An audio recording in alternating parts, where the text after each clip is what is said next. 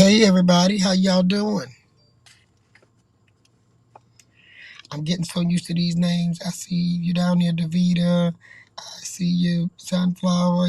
Yeah, see you all Indian Jazz. Can y'all hear Chief clearly? Let me know if y'all can hear me.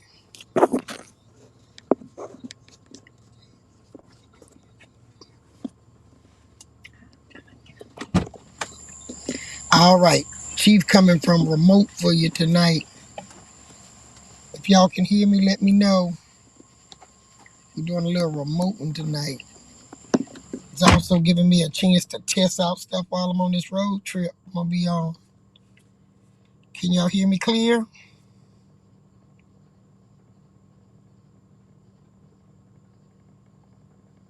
There you go. Thank you. How everybody doing? I'm gonna wait on a couple more people to come on. We waiting on Ishmael and Phoenix. Oh, y'all say loud and clear. That's better than when I was in Moundville. You know, we had echoes and everything. We're gonna do a little updating with y'all tonight. We got a lot of stuff getting ready to come up. Um, I'm waiting on to get Ishmael and Phoenix here. I'm waiting for them. But we gotta do some updating y'all. I know y'all ready to hear some of the stuff that went on in Moundville, right?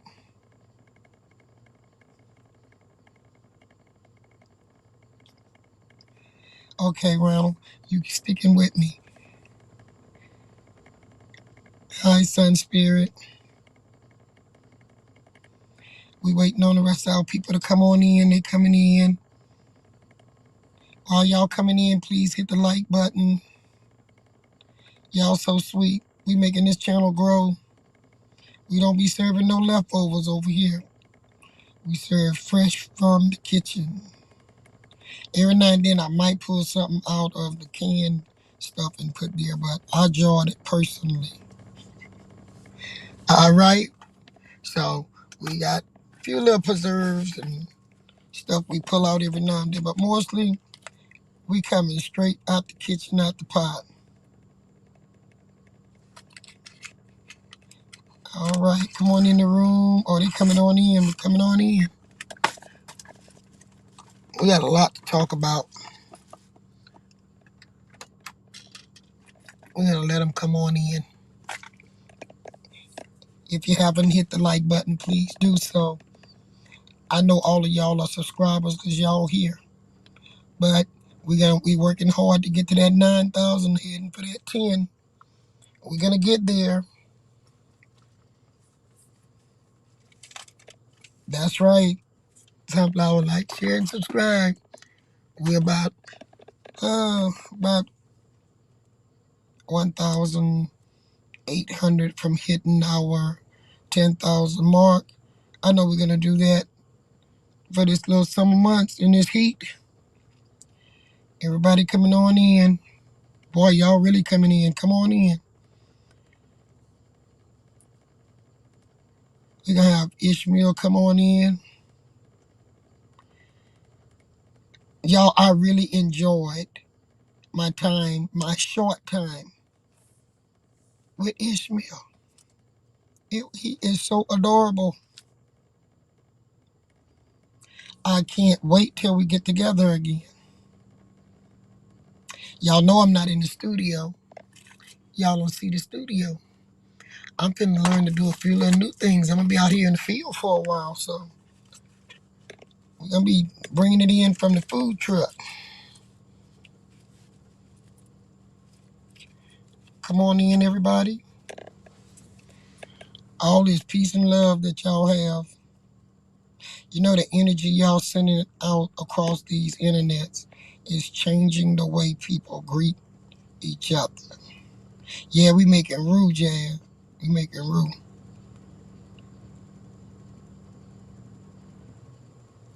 All right. I don't see Phoenix come in yet. Didn't see Ishmael come in yet. We waiting on them. I think J Moore is supposed to be coming on in too.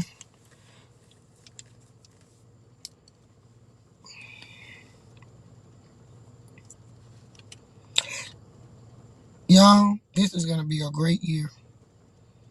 There's so much going on.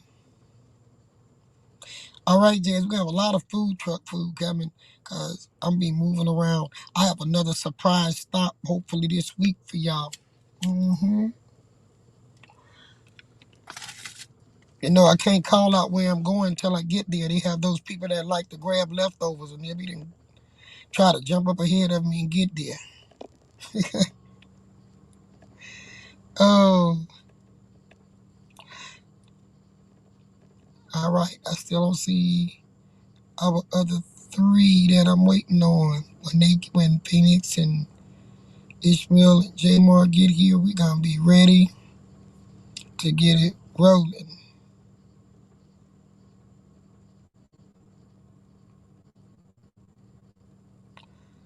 I'm reading y'all comments while we waiting on everybody to come in.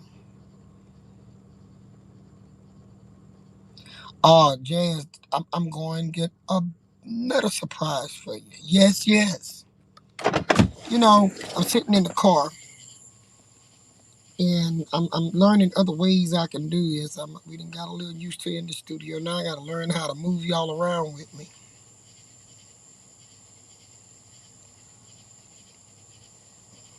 You know, we serving history up over here, so sometimes we got to go all the way to the history, like Moundville. What y'all thought about Moundville? And seeing images that look like us. I'm waiting to see that.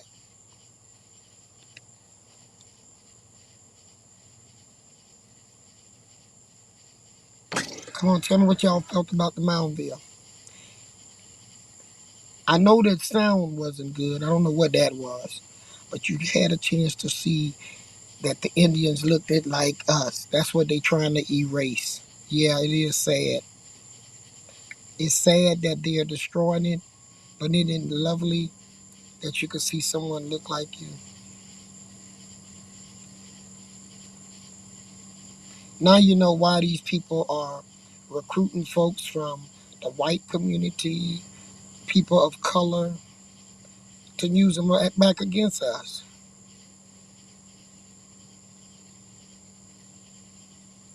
Thank you, finding all feathers. That's what it's supposed to look, just like your grandma. And them people that's out here now that they saying is Native American, they don't look like our grandmothers. They don't even look like our grandfathers.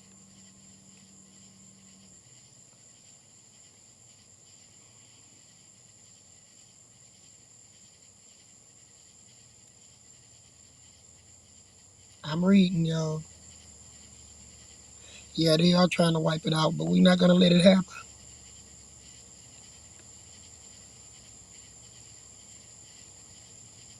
Yeah, Davida. I'm glad that Ishmael came to see it in person so that you had, it's not like saying y'all don't believe me. I just wanted them to see a treasure that had been there, and it was fun sharing that with him. But it's even more fun that y'all can have confirmation because so many people done lied to y'all people. So you don't know who to believe. So make them show you something.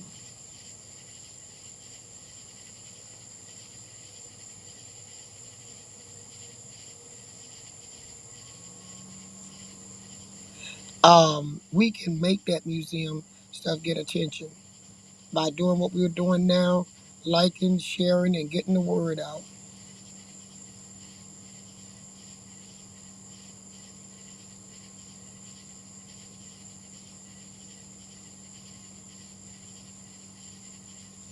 No, it's not gonna happen on our watch.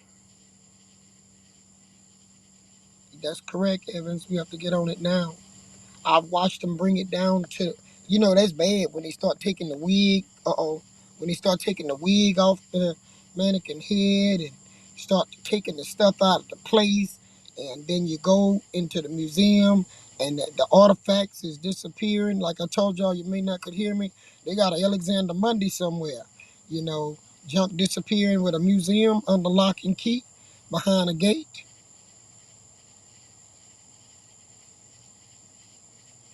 Yeah, Ishmael is a great brother, but he got a chance to see it, so he know it's factual. Have y'all seen if Phoenix have made it in yet? Ishmael, any of them, let me know if y'all see them, because I'm reading and I didn't see nothing. You know, they was able to do this, and our universities is also naive about what's going on. So we need to reach out to our universities.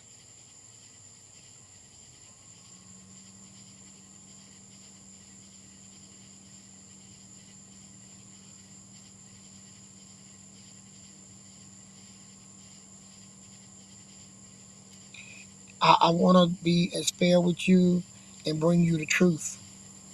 And you know, I'm bringing you receipts. You know, Phoenix always used to tell people, bring some receipts. I'm bringing receipts. Ishmael was able to go see my report card too while he was there on civil rights.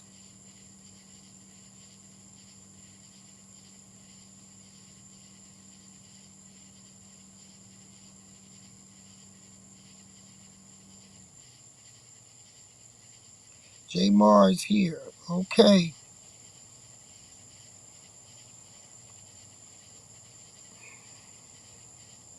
I guess y'all wondering why we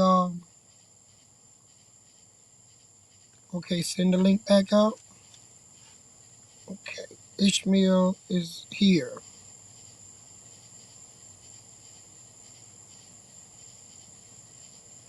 I don't know why. I thought I sent the link to join. Let me see. Try it again. You know me. Here I go. Try it again.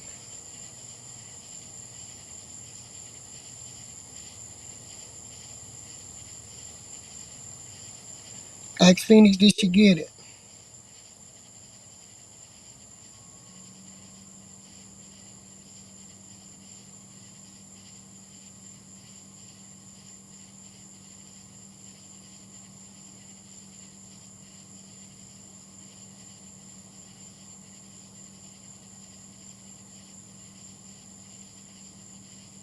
I think it went that time. We'll get better at this, y'all. Just hang in there with you.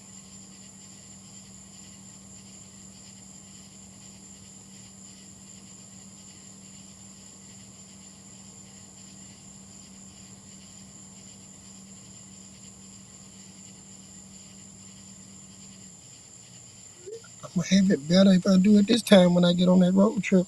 Ishmael, I'm getting another class. All right. Hope y'all got it.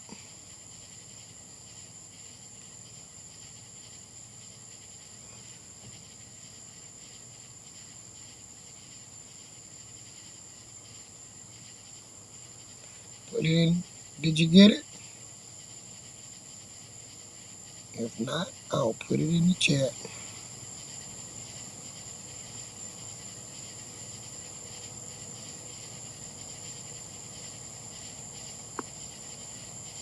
Y'all helping me, boy. There it goes. It went two ways. I texted and it's in the chat. Who that helped me out? Tell me put in the chat. Thank you. All right. I see we got Phoenix in here. There we go. See, Chief getting there. One more to go.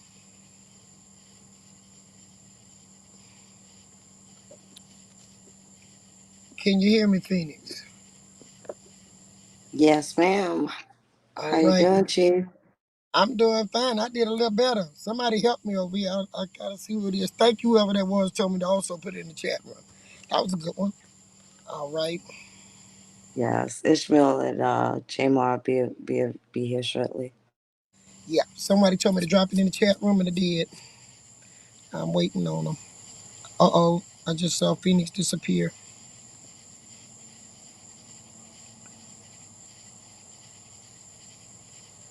Hey, y'all, we gonna have a good one for you tonight. I promise you, just hang on in there. I'm doing it all by myself tonight. All right, y'all, all by myself. I might make a grade tonight. On y'all way out, give me my grade because I'm doing it all by myself. You're doing a great job. All by myself. I gotta be ready for this next trip, I'm feeling. And I have to be able to do it myself, y'all. Yes, indeed. I'm gonna have y'all another surprise. And nothing. I'm gonna tell you, no other surprise is gonna go to where Moundville go. Though I want y'all to know that. Well, I'm just going to do some more. Hi, Jamar. I'm just going to do a little bit more exposing of some stuff. That sounds good. I got an A. Thank you, Jan. Peace, Phoenix. Peace, Chief Warhorse. Hey, Glad Peace to be back here. to Tamar. you and blessings. And we just waiting on Ishmael. And then we all will be here.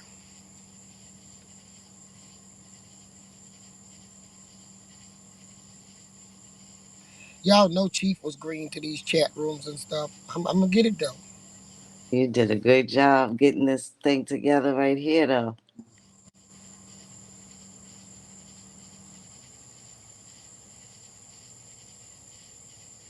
Well, I can be doing a little talking while we still waiting on one more.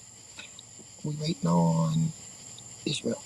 Oh, whoever got that cast iron skillets in there, you just don't know. I'm gonna have a surprise for you. You're gonna get to see something. That's right. I love cast iron skillet. It's heating up. All right. I don't see him yet. Just waiting. But back to what I was saying. It's so much that been hid from our people. That's why I said we're not worrying about what they put in the school books because the school books don't want to put the truth. You know, the school books want to put the story that they say. You know, it's time you see what's really going on. And if we all are in different directions, and we all are researching, and we all are compiling data, and we all are bringing it back, putting here, we are putting together a book for the people that's out there. Okay, Jamar, this is a book. Indians wasn't writing; they was talking, and they pass it down generation to generation. Yes. What we're gonna be doing, y'all, this year is gonna set us a platform, and it takes time. You know, when you're making a rule, you gotta stir slow. A fast rule get burnt. It don't taste good. All right, we stirring this here cast iron skillet real slow with this root on a nice slow fire. Okay, we have it's all right. Everybody's here. Hi, we have Ishmael here. We have Jamar, Phoenix, and Chief Warhorse. If y'all like that foursome, let me know. That's four of us, and we all four love y'all.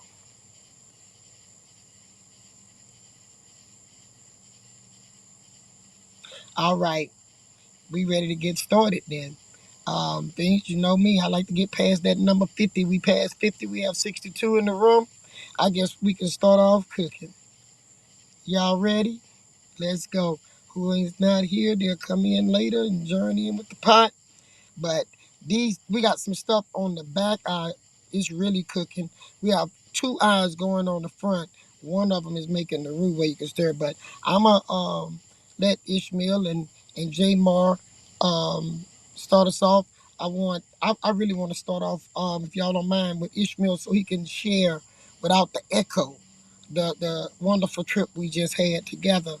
And then we're gonna move on to J Mar in Phoenix and we're gonna try to come in them Rams, and then we're gonna come back and tell y'all what the other people is up to. That sound pretty good? All right, we're gonna start off with Ishmael bringing the news on what he seen, felt, and what he want to share. Peace and blessings to you, Chief Warhorse, and peace to the room. How's everybody doing this evening? It's so beautiful being able to have y'all. I hope everything is coming through clearly with no echo. We want y'all to know that we've been working very, very hard to bring information to y'all and to make sure that it's as accurate as possible. We've been doing our due diligence. I want to thank Chief Warhorse for allowing us on her platform, as well as Cousin Phoenix Moon and Brother J Mar for joining this evening and just being able to share some enlightening information. We had an absolutely beautiful trip to Moundsville, Alabama. Is everyone able to hear me okay? Is there any echo at all? Is everything good? We good? You Sounds sound clear. fantastic. Okay, wonderful. So yeah, we had an absolutely wonderful trip to Alabama this week. Everyone made it back safely, which is most important. also just as important as the information that we have to share with you. So what we'll be doing is I'll just be sharing some brief information as well as showing some video clips and some things that were happening in Moundville. And then each one of us will be able to give some information. Chief Warhorse, at any time, if you want to be able to join in or just give your perspective, of course, that's, you know, this is your house. So we definitely want to make sure that you have full reign of that, of course. But y'all my special guests. And Okay. we appreciate your cooking. We appreciate that. uh, so what I'm going to be doing is share my screen, and then I'll just go over some things of what we were able to see. Just one moment, folks. Let's go here.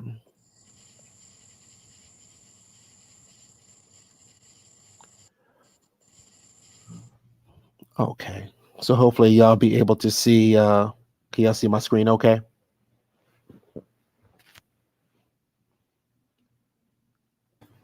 Not yet. Okay, no problem. There we go. Just load it up. Oh, wonderful. So yeah, this is the excavation of the Moundsville, Alabama, and the Mississippian culture archaeological sites. So, you know, we just need to remember that, of course, as the site was being, this is an actual archaeological site. So with that, you know, the bones and the items were actually found here on the site that you'll be able to see that's on display. And one of the things that really stand out to me is they have over 3,000 of the remains on that site. And with those human remains, as you can see, they were pulling the artifacts directly off of the bones. So with that, with those artifacts being pulled directly off the bone, you see a close-up of exactly what the emblem is. You see the hand right here with the eye on it. You have the emblem with the cross and the actual symbols that are on there. Now let's remember that the artifacts that they're pulling are directly off of the remains. Let's not forget that, because this is the symbol that they're using for the Moundville Archaeological Park itself, as you can see, the same exact symbol. Now they're taking the symbols directly off of those and using it for their commercial purposes. Let's keep that in mind because we're going to revisit that in just one moment. As we go through that, this is one of the rooms in the Indian village that's blocked off right now. There's no access in this particular room. But this is absolutely one of the top sites that you'll find. I don't know if I was able to emphasize it due to the echo, but the treatment of the actual, now, the archaeological digs that you just saw with the bones, these are the depictions of those. They took those archaeological digs and they recreated what they found. And this is the image of what they found. Each one of these images are as dark or darker than the wood that's behind it. These are very extremely melanated people. Extremely melanated people. And you can't tell me that this does not mean that this is not a representation, an accurate representation of our family lineage and bloodlines, those of us who come from these regions. Let's keep that in mind also. This looks like grandma. Grandma worshiping God, grandma in church, grandma cooking, auntie loving, and sister right here at the foot. These are our family members. Let's keep that in mind.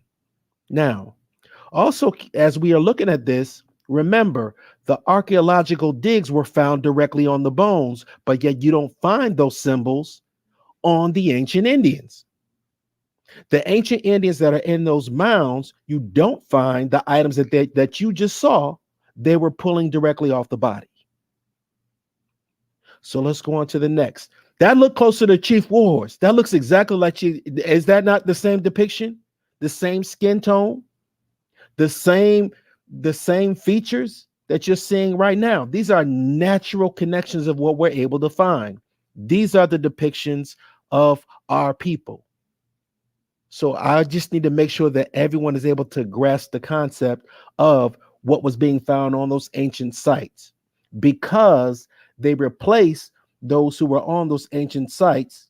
Again, as you go here, we can actually pull up the video and you're able to see what they were able to do. So I would just want to briefly show us what they found and how they display it. This is what they say.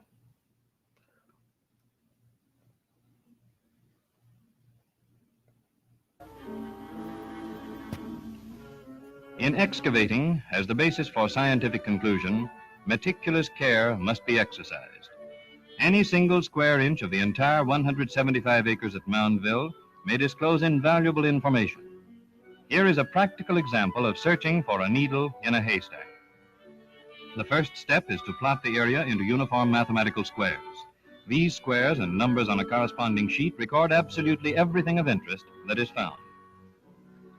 There is reason to believe that in the Moundville culture scheme of things, cemeteries as we know them were not important. The living kept their dead very near to them. Burials were apparently made underneath the dirt floor of the house in which the family of the deceased was living at the time. Pits were about 18 inches deep. Bodies were usually fully extended on their backs. Bundle burials were rare. Stone discs and slabs are characteristic of the Moundville culture, more than 80 of such objects having been found. They are invariably made of sandstone, similar to material outcroppings above Tuscaloosa, about 18 miles to the north. Not only is their mechanical precision remarkable, but also the incised designs with which they are decorated. With the use of only primitive tools, the task of making such an object as the well-known rattlesnake disc must have been a tremendous one. Versed in the lore of some of the ancient orders that hark back into ancient days will be stirred by some of the objects that have been uncovered. They'll see significance in the all-seeing eye, a decorative design which appears frequently. If objects associated with their owner during his lifetime were buried with him, and they undoubtedly were, they'll find their own meaning in a ceremonial mace, which might have been a gavel, and in an incised pendant, which may have been a charm. And even in the days of these Moundville people, there seems to have been some significance in the number 7, for ornamental beads in this exact number were used. Ancient civilizations are rarely thought of as having existed where we of today go about our routine tasks. Remains of the past are most frequently unearthed in far-off places. At Moundville, this culture of centuries ago has been uncovered in fields long planted to cotton on the edge of a sleepy little southern town, and within a few minutes of the seat of Alabama's foremost state educational institution. Plows turned up the first recognizable evidences of it 40 or 50 years ago. Burials are now uncovered by the simple process of removing a few shovels full of loose earth until a stratum of harder clay is reached, a natural base on which human bodies and cherished worldly treasures were tenderly placed in the dim and distant past. It is weird and eerie to find with so little effort a fireplace unquestionably fashioned by man, which can be used today exactly as it was so long ago, or a cache of mussel shells exactly the same as those found in nearby streams, which may have been dumped into a garbage pit in the earliest days of man's occupancy of the North American continent. In the development of Mound State Park with federal aid through the Civilian Conservation Corps as a recreational area with unparalleled educational features, it is planned merely to uncover some of the most interesting burials and preserve them for the public to see and to study. An early structure was a frame building over a number of burials with a runway entirely around it on the inside, from which one might look down on original clay bases, each supporting a burial of human remains and artifacts. Plans for the future include the erection of a splendid stone structure which will cover a larger area of burials in similar fashion.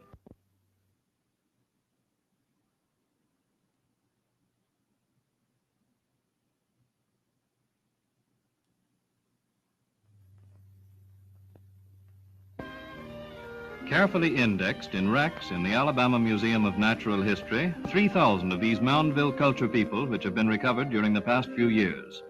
On scientific examination and measurement of these bones are based many of the interesting deductions which have been made, not only as to the physical characteristics, but also as to the habits of these first citizens of Alabama.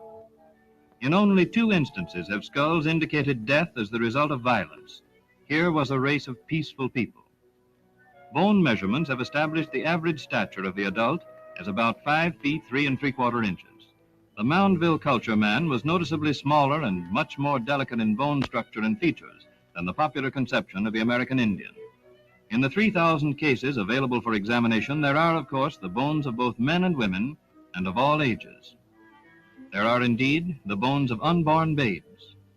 Approximate age of the individuals is determined to some extent by the teeth, which are present in most of the skulls uncovered.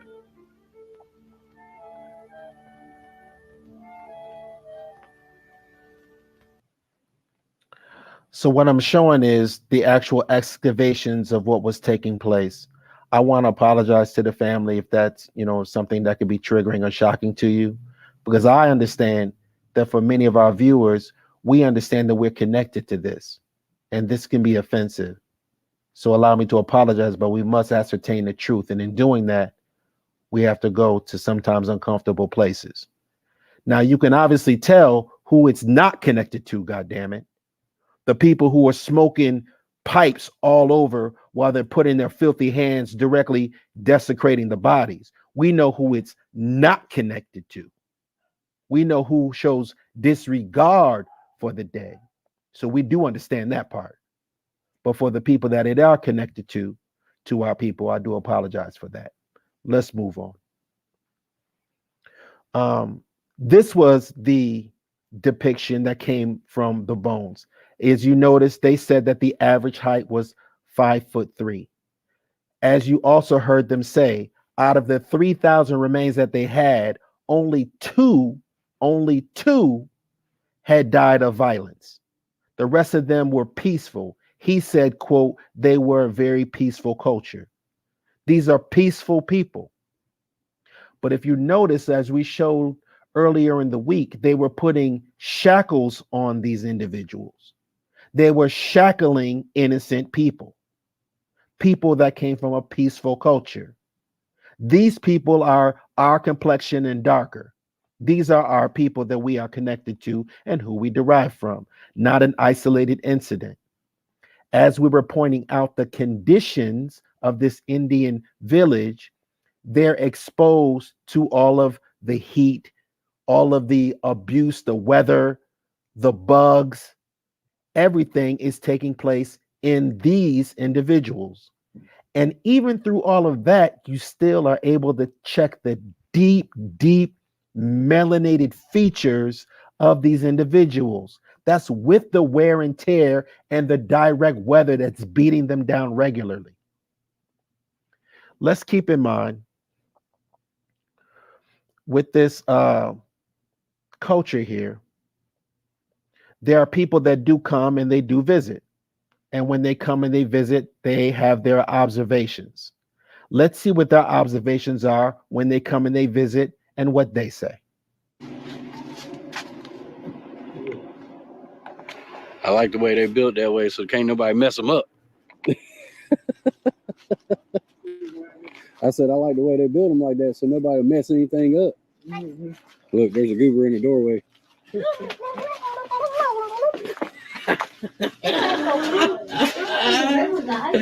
Oh, boy. Oh, John Mosey, what's behind them? Pumpkins! He can tell you all the food that's in there now. Yeah, it's food. Turtle shells from clams and mussels, pancakes, biscuits or dough, fish, vegetables, and turtle shells.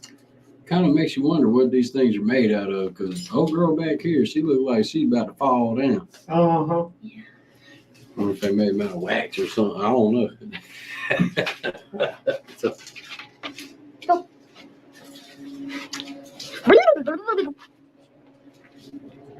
boy, you something else. You is something else. Hey, Leo, what you do? What you doing, Leo? I see you, Leo.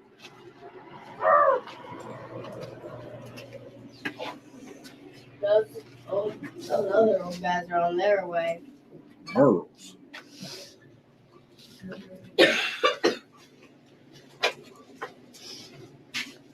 What's next, Leo? What's next? They just put them down in the earth. It says that some were buried in the floors of their houses. Others were buried in cemeteries. Well, y'all don't bury me in my house. I don't want none of it.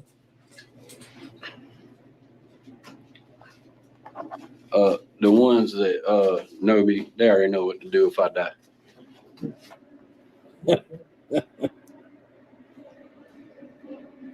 Moundville Artisans. Let's go check them out.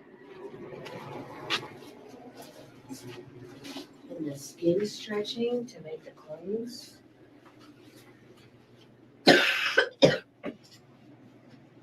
That guy had his face melted.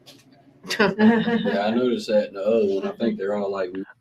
You just heard him say that his face melting, and you heard the chuckling, and you saw the dog walking through. You see the feces outside the areas when you come into the areas where our people are depicted. You see what's going on and the disrespect of what takes place. So this is, you're able to see firsthand for yourself. Don't take our word for it. So what you're able to see is these are the burials of what took place when they were finding the bodies at Moundville.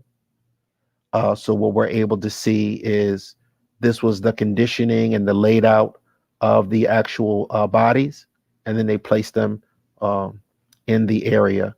You have the University of Alabama, who 10,245 indigenous remains are reported at the University of Alabama. The University of Alabama are in possession of these indigenous bodies. We will be dealing with that. Also, there's a notice of inventory of completion at the University of Alabama in Tuscaloosa. We have a display that used to be on display, which was called the First Alabamians, that had the artifacts. As it says on here, that it was closed when Alabama Archives realized that most of the objects on display were from graves. They were taking them from the graves and putting them on display. And the law had to come in to semi-hold them accountable. When you go to the museum, you find rows and rows and rows of empty artifacts, and they leave a sign for you in many of them. The University of Alabama is consulting with descendants, indigenous communities regarding cultural items within our collections. Items displayed in some cases were funerary objects and have been removed out of respect. Please pardon our progress as we continue this ongoing collaboration. The University of Alabama is committed to working with descendant indigenous communities to determine the best way to interpret the Moundville site and its people. This is what they're telling you, that they are in possession of the items, but you notice that the people that they're working with don't look like those people that they are actually digging up. The people who are so-called representing the American Indian are white people. They're white lineage people. We'll be dealing with that this evening. So as you can see, rows and rows of empty artifacts that they've taken. As you can see over and over again, this was the after. This is what it used to be before. They're taking parts of it, just leaving objects, basically nothing there. 40%, I would say, of the items aren't even there on the display. This used to be a prime item that was on display. It was the duck. And as you look at this beautifully crafted, exquisite piece of art, look at the details of the markings on this, the feathering, the lines. No machine did that. That's by hand. It's not even on display. It's gone. It's an empty box right now. This was from a prior picture that we took. Chief Warhorse was able to take prior pictures also before they removed the items. That's why it's important to have elder guidance and those who are committed to the work, doing it for 10 years, 20 years, 30 plus years of going to Moundville. You know when something is wrong. So when Chief Warhorse was able to go into the museum, she was able to ask the question instantly, what happened to the Black Indians? And she was told, oh, they're out back. That's where they moved it, out back. So you're able to actually understand when something is up when you're dealing with the people. But look at the beautiful artwork that the public can't even see. Look at those details. It's absolutely beautiful. And we don't even have access to even see it.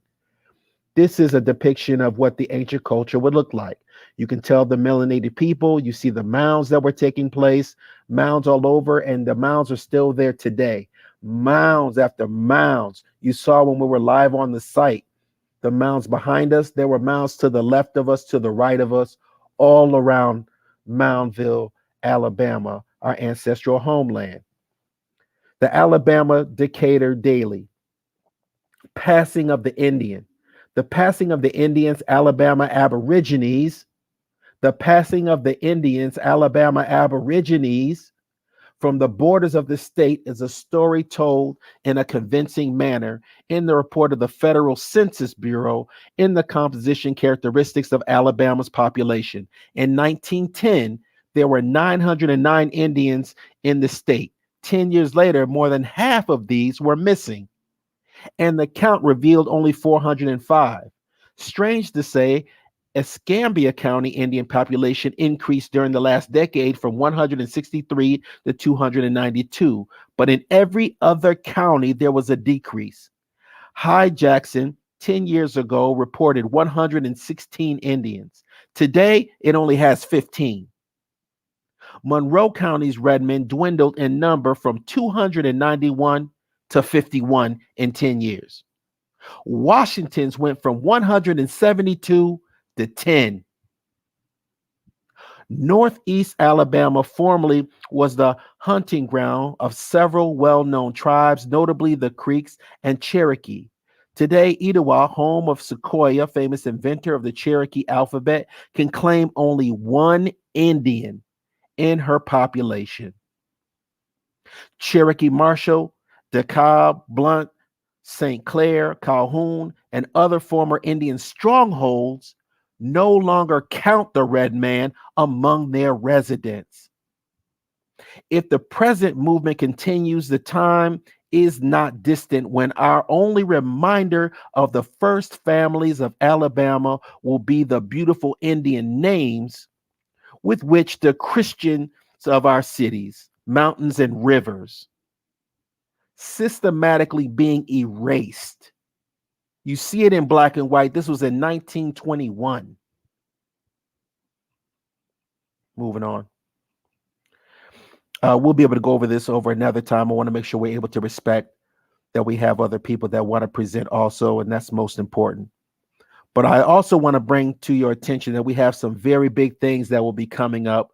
We have a beautiful, powerful convention that's coming up at the Moundville Archaeological Site. One thing that they have is an absolutely beautiful center that's right next to the Indian village, right next, literally right next door to it. I'm talking about 10 feet away. As you go there, you're going to be able to, and we're going to go over this later on. Chief Warhorse will give you the details live tonight. But we have a beautiful building that's right here. It holds 200 people. I want you to know it's absolutely beautiful inside. As you look right here, the fence, right there is the actual Tuscaloosa River. That's the river right next to the convention center. We're going to have an absolutely powerful event. There's the river right there. As you can see, this is the building. That's the river right there. It's absolutely magnificent. Make sure y'all get y'all tickets. We'll be able to have the information on the Urban Indian Heritage Society website. Make sure y'all get early so y'all can get the deal that's taking place. Look at this inside right here. The floors, the paintings, the lighting. They have Wi-Fi. They have it's beautiful inside. Not only that, they have the kitchen there, triple sink right here, double sink right here, a separate sink right here, double stove right here. They got a refrigerators over there on the side for the food to be served up. It's going to be absolutely immaculate. I want to again thank Chief Warhorse for allowing us to be on the platform. I want to be able to pass the mic. I'm going to stop sharing the screen. And I want to thank each and every one of y'all for allowing me to share the information with you this evening. And peace and blessings. We're going to keep on moving with this. Thank you. Okay, Ishmael, that was a dynamite presentation. And I see you have a lot of fire going on over here. What I've been doing for most of my life, my children were small, I've been monitoring this. I've watched it go through major changes. The stuff that's outside once was in the air conditioned building. It wasn't meant to be in the heat. That's why it's melting. Um, Let me see. Look like I lost Phoenix. Hold up. There we go. There you go, Phoenix. The stuff is melting because it's out in the heat. Like tomorrow, here where I'm at in Louisiana, it's gonna be 102. Every time I hear the heat index going up in the summer, the first thing come to my mind is Moundville because the wax is melting fast. I told Ishmael some of my goals was to educate the public. Long time ago, I tried. The more I came out, the more I had European, black and white, coming after me. They didn't want this story out. I told Ishmael it's something that they've been trying to keep hid.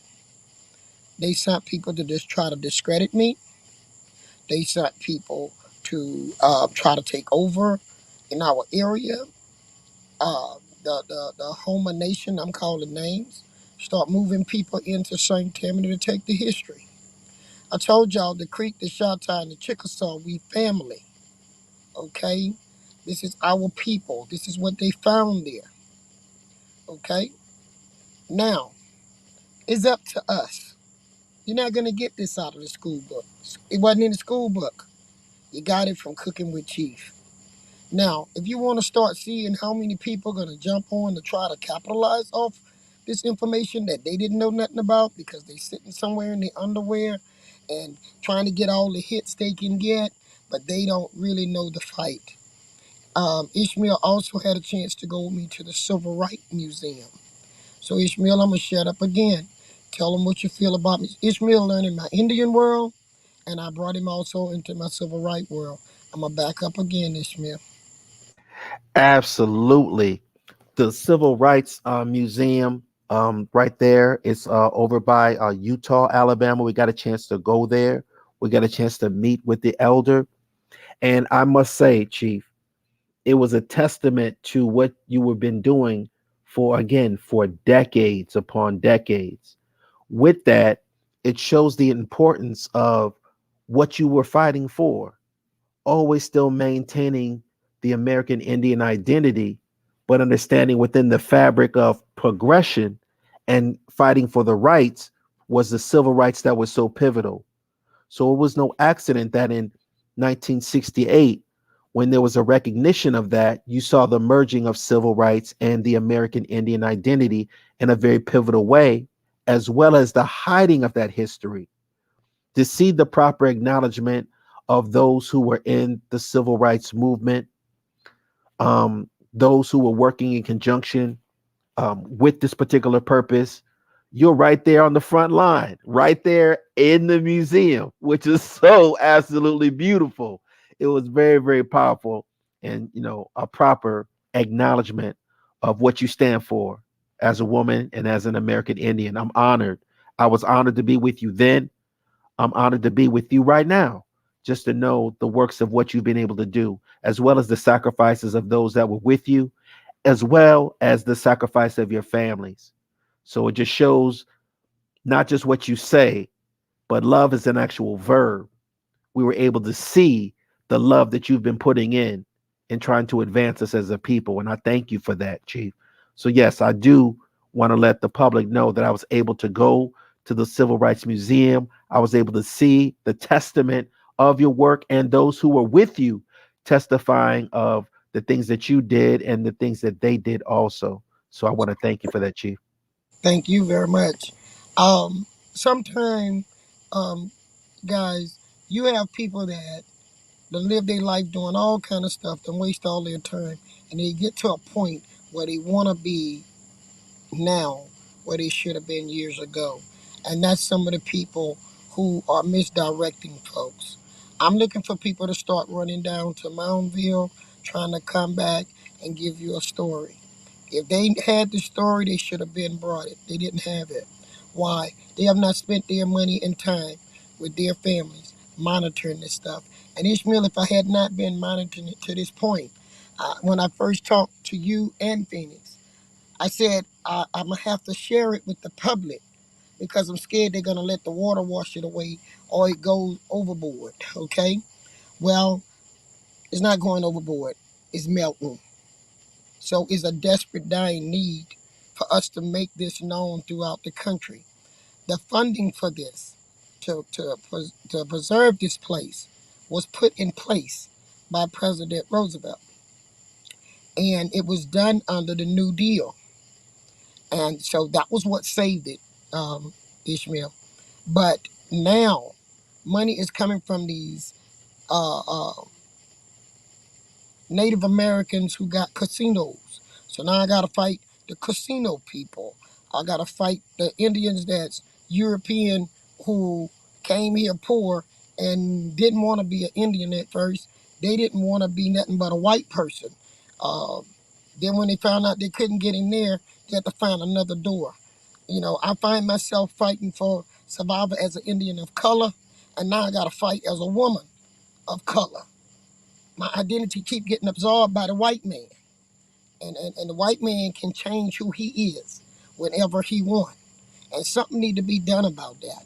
And our black universities and our black politicians, we need to reach out to them and ask them, do they know about what's happening to my culture? Because a lot of the black elected officials was focused over in Africa. And while they're focusing their time in Africa, look what's happening right here under our nose, Phoenix.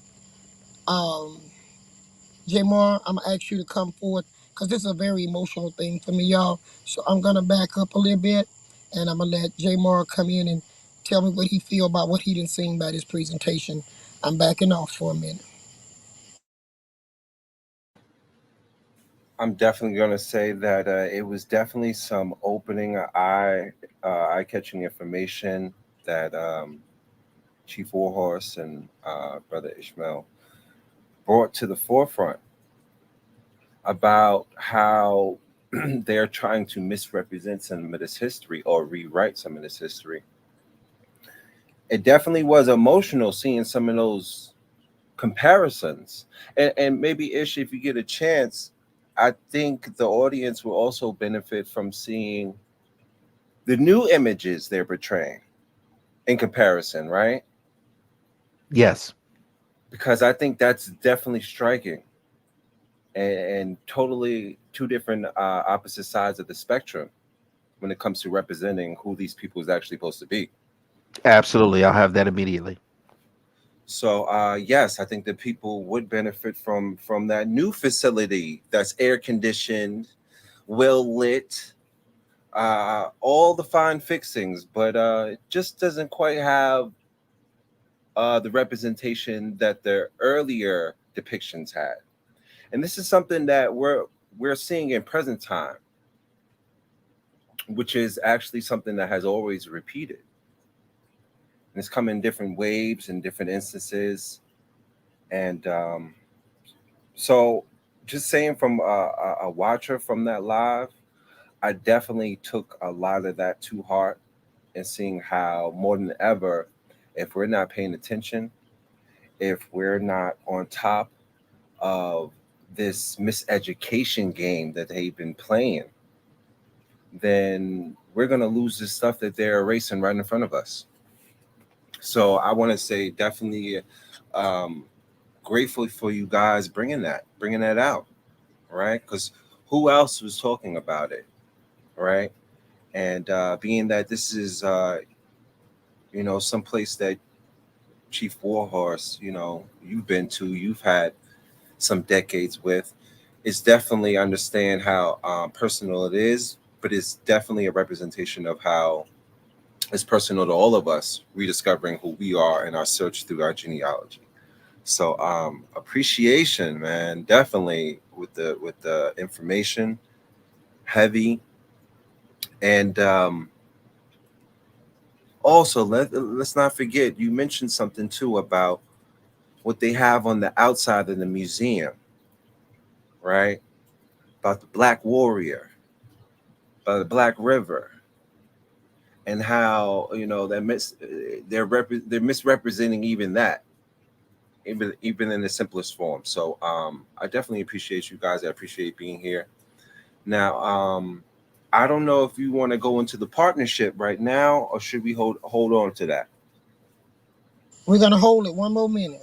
Okay, okay. You hit on some key things there too, and I want people to understand.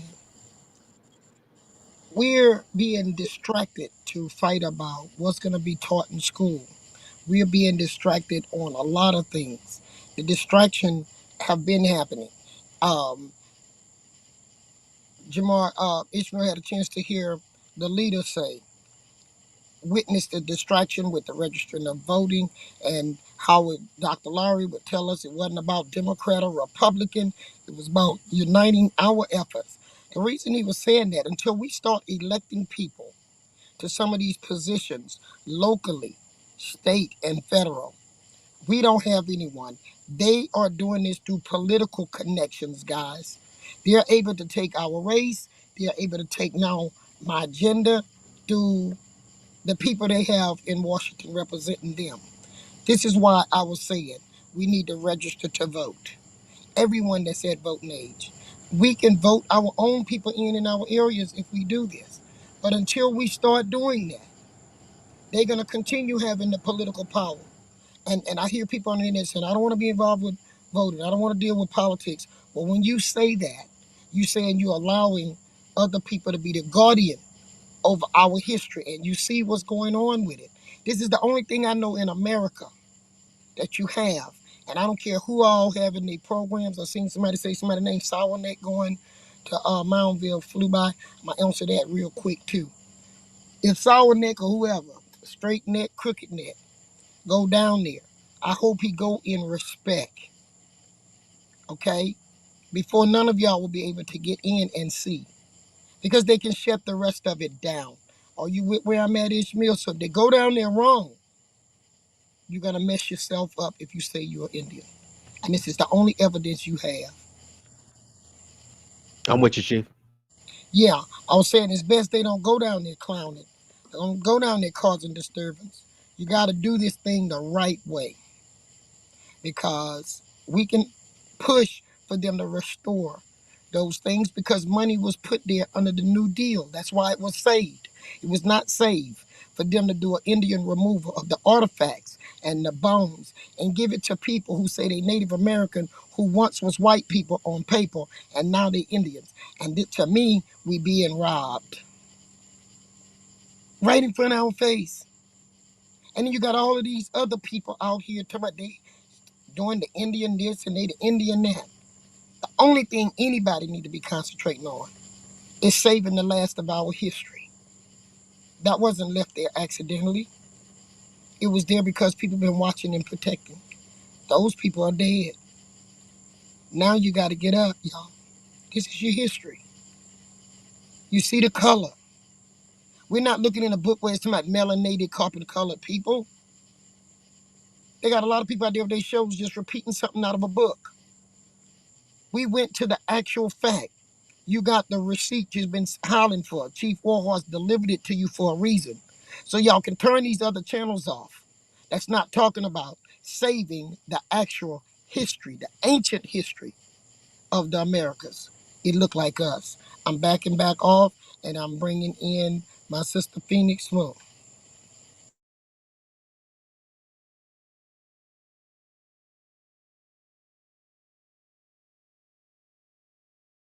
Phoenix, you there?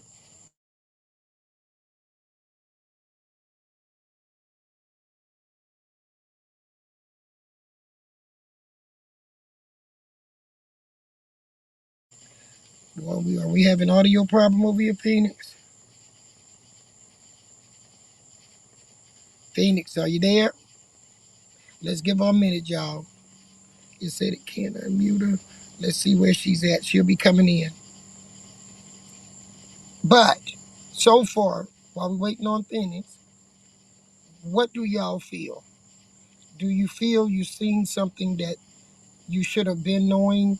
A lot of y'all are from Alabama. If you go back and do your tracing, your family from Alabama, okay? You see how these people were saying these were farmers. You see how they said these were, in other words, we were peaceful people. Somebody took that piece and they starting to steal it from the grounds. It's a shame when our people bear it and they removing them. Now you got people in Oklahoma wanting to remove this stuff to Oklahoma. Then you're never going to be able to see it in the land that it was in. It's enough they done removed it and unearthed it, okay? But to take it from us, tell me what y'all feel about what you've seen so far. I'm looking over here to hear from you. I'm going to give you time to talk to me.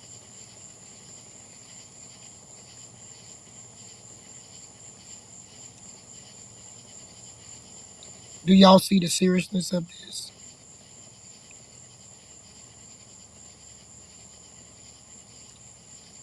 We got so much that we can, bicker about. We have so much that we can find differences on. Let's have one thing, saving us, improving our history before it's gone. There's 3 buildings left. I done watch it, Ishmael move from that big building down to those little bitty buildings, and now they're down to 3. And as fast as they moving, it won't be there long if we don't get the word out. We all need to put Save Moundville on our page. They had Black Lives Matter. Well, Moundville matters, and those were black lives. Do y'all agree with me?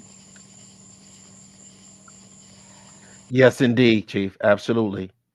And you're absolutely right. We're fully committed to make sure that, those are our depictions in our bones, and we're not going to allow for the history to be systematically erased, or, the genocide of what's taking place. We're also not going to allow for this form of apartheid to take place and being financed by the government. We're going to fight for our history. We're going to fight for our identity, and we're just going to grow stronger. Israel, while you're there, since things haven't came on yet, J. Mar was saying he wanted them to see what's there in the air condition now. So I'm gonna back off, and I guess y'all ready to see. If y'all ready to see what's there now in the air condition, send Ishmael a little fire out there, and he'll know y'all ready for it. I see we got 103 people in the room. Um, we only have 75 likes. Come on now. If you're gonna eat in the restaurant, pay for your ticket, and at least you could leave a tip by sharing. Let me see this light go up. We not bringing you no half-cocked dinner. We bringing you something that you didn't even know. And see, by us not participating fairly, we don't show our numbers. You don't even have to get up to vote on this. Just hit that like button and vote. And then if you hear and you don't like it, then you're in the wrong room. Because if 107 people is eating, 107 people should be hitting that like button. Let's get the likes up. If we don't start, if you want to cheat and don't eat and don't pay, we can easily move to a private rooms with those who do by hitting the like button. Do y'all get that? Chief is for real. I'm not trying to draw the largest crowd. So what we're doing here, we can do it with 20 people that care or the 75 people that care. Okay? So hit your like buttons. Let us know you're at least appreciative of the work and the travels that have been done for to get this back to you. Otherwise, you in the wrong room. You have to go to the room where people just sit in the back, eat, and don't pay. Hit the like button. Those of you who have hit the like button, and those of you who are the regulars, y'all know this is not Chief normal way of talking, but I don't need people riding us no more. I don't need people coming to watch this channel so they can go do them a show. I don't need people watching this channel so they can cut and paste me to them where they cannot come to my show. And if people keep cutting and pasting me, I'm going to take anything down they put up, Ishmael, with my name on it, okay? I'm going to start taking them down. I'm trying to be nice and share the knowledge, but at least when you come over here, be nice too. Because you wouldn't have known nothing about Moundville if you wasn't listening to Ishmael's show or to Cooking with Chief. So at least hit the like button. Ishmael, I'm going to back up, and we're going to start in a few more days. We're up to 108. If people don't start hitting the like button, Ishmael, we'll pull this back to our subscribers who are in membership and move on. And then we won't have to worry about if the other people just eating and not paying. This here is more of a classroom to you than any of y'all ever had before. We're not talking about the past. We're talking about how the past is being affected now, which is affecting you and your children and grandchildren now. So you should have pride and have leaderships like people like Ishmael who will take his time and travel to go see. Jamar who's taking his time to research, and the same thing for Phoenix. So if you're not going to show no love for them, something's wrong, because then that means you ain't showing no love for me and appreciate what we have done. Okay, we're moving on. I'm going to back up and I'm going to let Ishmael tell you. I like what you said, Ishmael. You said the Old Testament. So that was the Old Testament, right? So we're going to let my brother come back and bring us into the New Testament.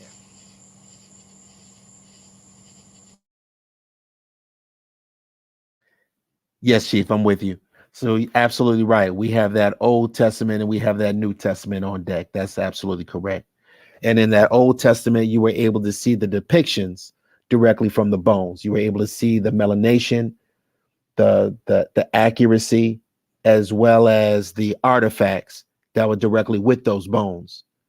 And then you have the New Testament.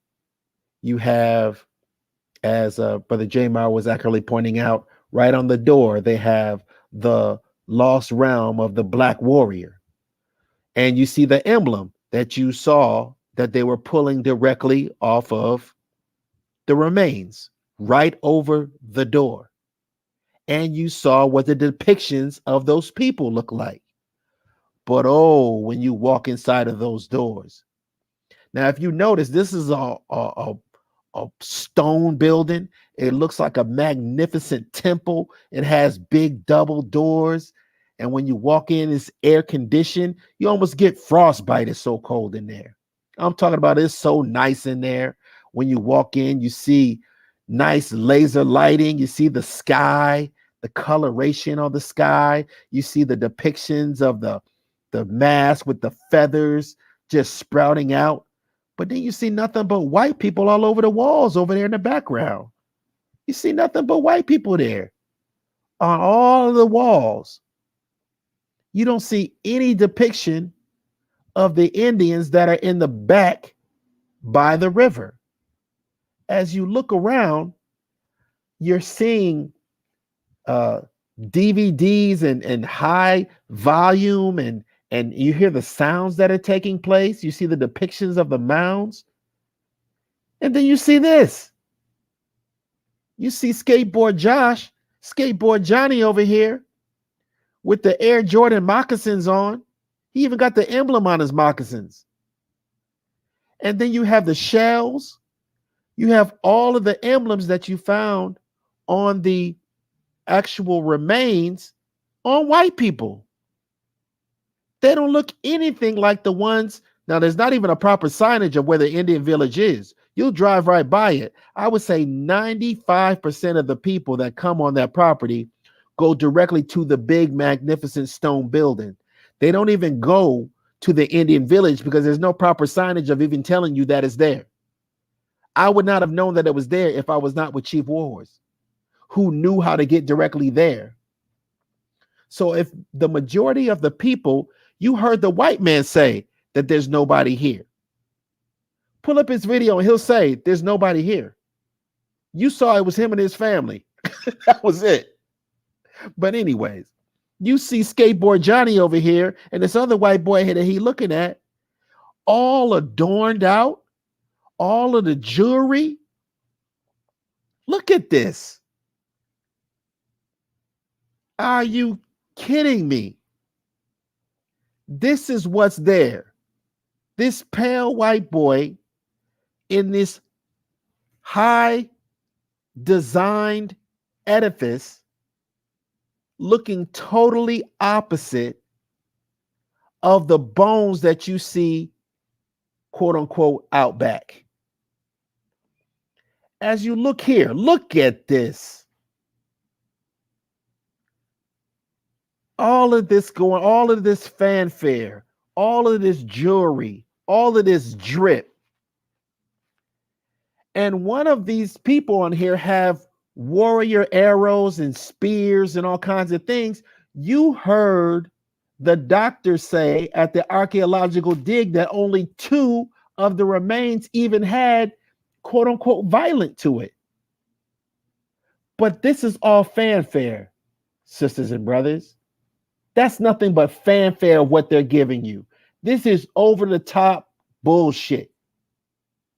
This has nothing to do with the depictions of the indigenous populations. These are white people paying homage to white people, point blank. Look at the symbolisms and all of this stuff that's going on, the regalia that's taking place. This is the culprit that's putting this stuff in motion at this particular location. This individual is who you're going to get to know a whole lot better. He's getting the undivided attention. They come on the video screen and he's giving the history in the museum. This is a video from the actual museum of this person talking, Greyhawk Perkins. This is the depiction of their chief. Yeah, that's the depiction of their chief.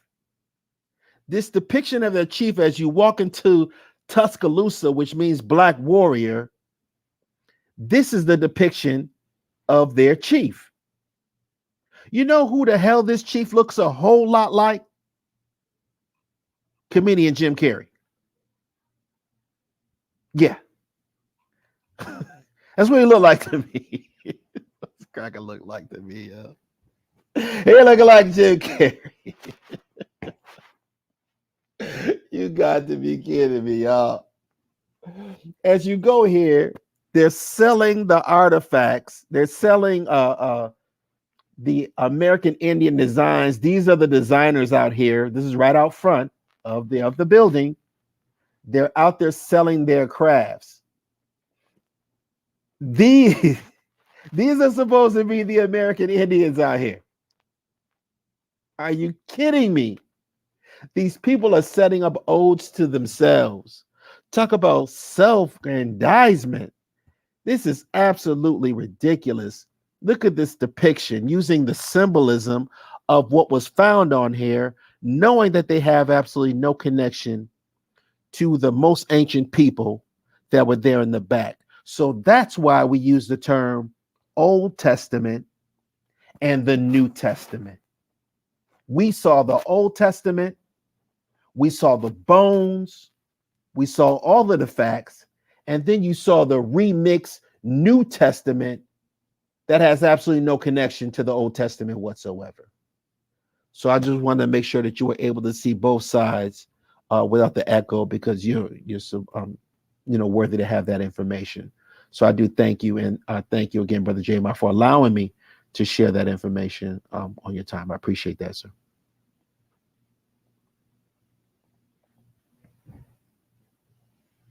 Cousin Phoenix, did your audio come back, cousin?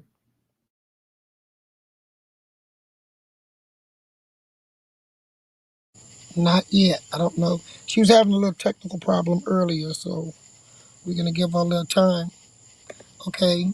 We're going to ask everybody to tell us, give me a sign if you like what you see. And I know it's sad. I see y'all crying. I be crying too all the time. But send us a sign that y'all understand it's time to take a stand. We have to write letters. We have to do it the right way. Ishmael is saying thank you, and I thank you too. This is what they was using people of color to stop me from fighting. Tell me what y'all think about that. You know, the people that said I was fake, and they went organized tribes, and I'm opening the door for you, Ishmael, to come on in with it, okay? They brought these people that's the color of us to discredit me so that I could not bring the real story to the world. I was one of the only people, me and my kids that, and my husband, that monitored that. Even if my husband couldn't make the trip, he made sure me and the kids had the money to go check on it. Checking on it now is heartbreaking because the heads is bowed down, Ishmael. They folding under, they going down. And when I see that, it tells me we going down. We going down as a nation that has stood strong because they have occupied our people's mind with other things instead of protecting their own history. It hurts. It hurts very bad. It hurts my children. Aima didn't go with us on the trip, but Ishmael saw she called to see what was still there. Yes, she did. And her mind was ironclad Rolodex. What about this one? What about that one? What about the cup? Is the vase still there? What about this? Or she was able to go through each one of those artifacts. Man, that's an indication that is firmly rooted in your family, the importance of the culture. She was able to run through the artifacts. And most of the things she asked for is gone. Unfortunately, yes. We don't know where it's at. I'm sure the museum have it. I know that the museum is very kind to Chief Warhorse and her family because we there all the time. The museum is not at fault for what's happening either right now. What's happening here, Ishmael showed you a picture of a man that discovered that place. Him and Tom Ackland market this, and he said that if you go back and listen to that Tom Ackland's video, he said, I reached out to the entertainer and I brought him in. And then he named the women's he brought in. That's what he said. So he brought them in to destroy our history. He said they didn't know nothing about y'all. I'm the one told them. So Tom Ackland pointed people to the direction to tear down something that was so beautiful in air condition with their jewelry on, with their artifacts around them. Even though they wasn't buried in the ground, I always figured that they would stay there for people to see them with their possession. They have separated it. It's not together. It's not out there at the Moundville. It's not for you to go see. Someone asked who owned Moundville. The university is in control of Moundville. The University of Alabama. We need to write letters to them too. But I'm going to back up again. And I'm going to let Ishmael bring back some pictures if he's ready. So we can see who these people are. And then I'll come back and tell you a little more about them. But I'm going to back up right now for a minute.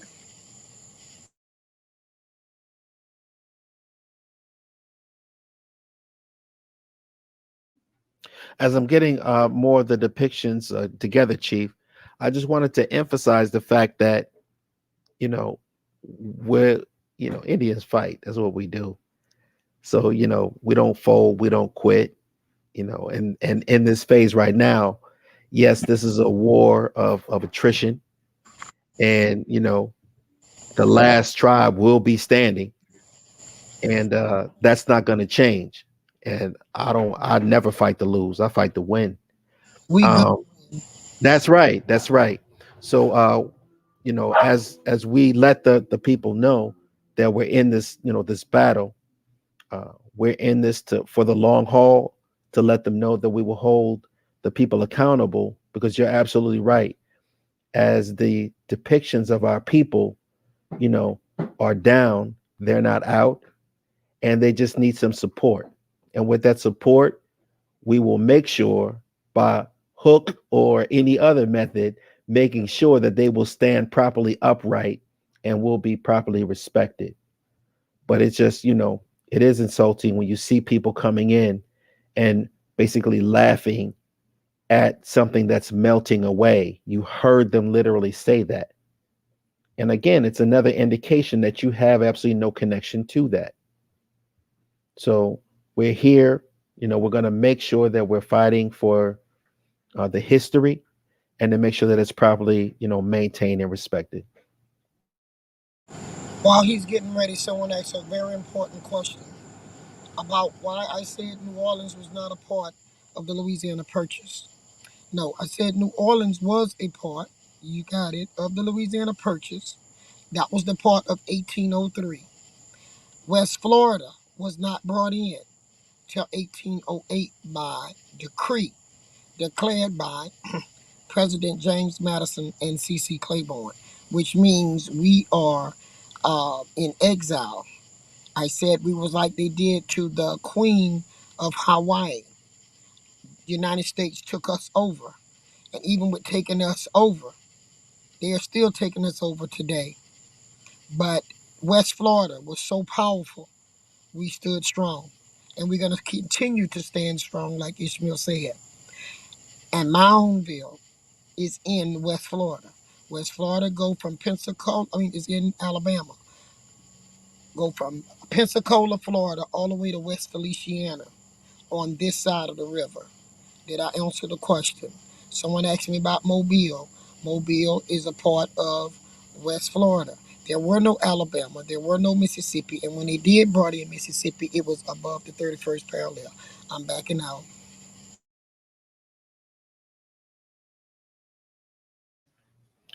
Brother Jamar, I know that you were working on some of the research or some of the things that you were coming across. Just briefly, what were some of the information that you were able to come across so far with your studies, brother? A lot. I would actually like to maybe talk about, since y'all hit on the University of Alabama, and you were talking about how they have a lot of influences on what is actually going on in Moundville. Just ran across some, of course, my favorite word, interesting information. Let me see if I can bring it up. But I don't know if I need. I could share this. I'll share it.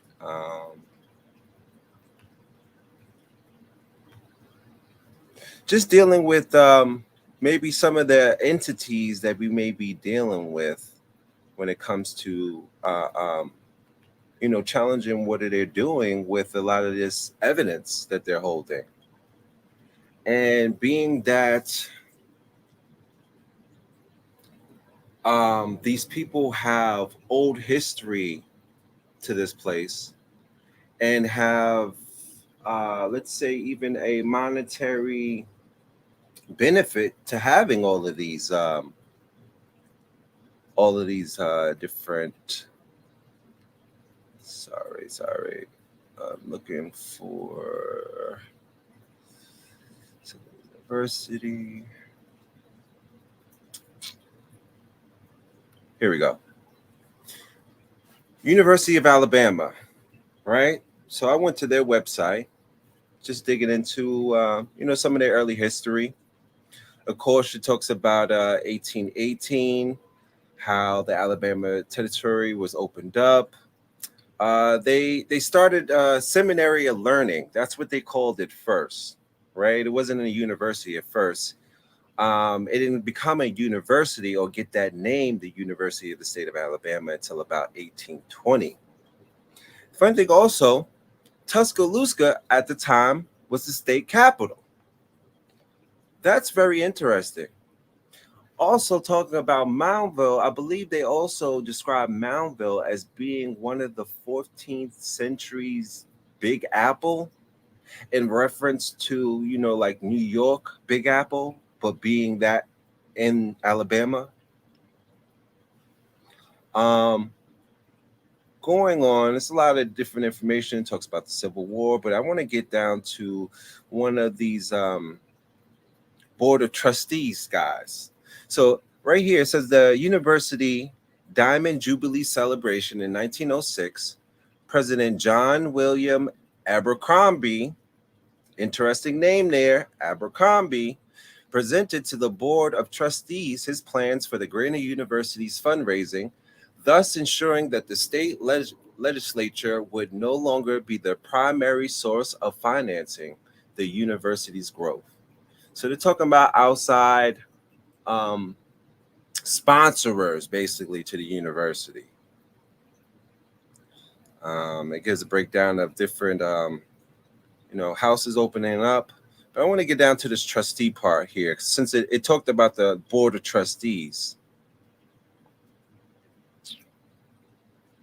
So right here, let's start here. Established in 1961, the University of Alabama system includes the University of Alabama located in Tuscaloosa, the University of Alabama at Birmingham, and the University of Alabama in Huntsville. The system is governed by a self-nominating board of 15 elected and 2 ex officio members. The Constitution of the state of Alabama provides that the board is composed of 3 members from the congressional district in which the Tuscaloosa campus is located, and 2 members from each of the other 6 congressional districts. The governor and the state superintendent of education are ex officio members of the board.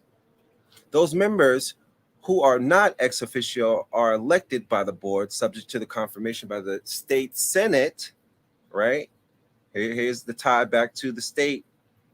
They have to be confirmed by the state senate and serve up to 3 consecutive full-term years. The purpose of the board of trustees is to ensure their effective leadership, management, and control over the activities of the 3 doctoral research universities in the University of Alabama system.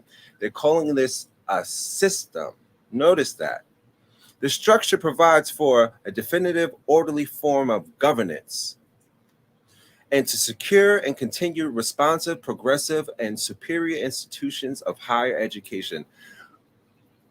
Higher education, I think not, especially if these guys have been in charge of a lot of these digs and findings, specifically since we're talking about Moundville.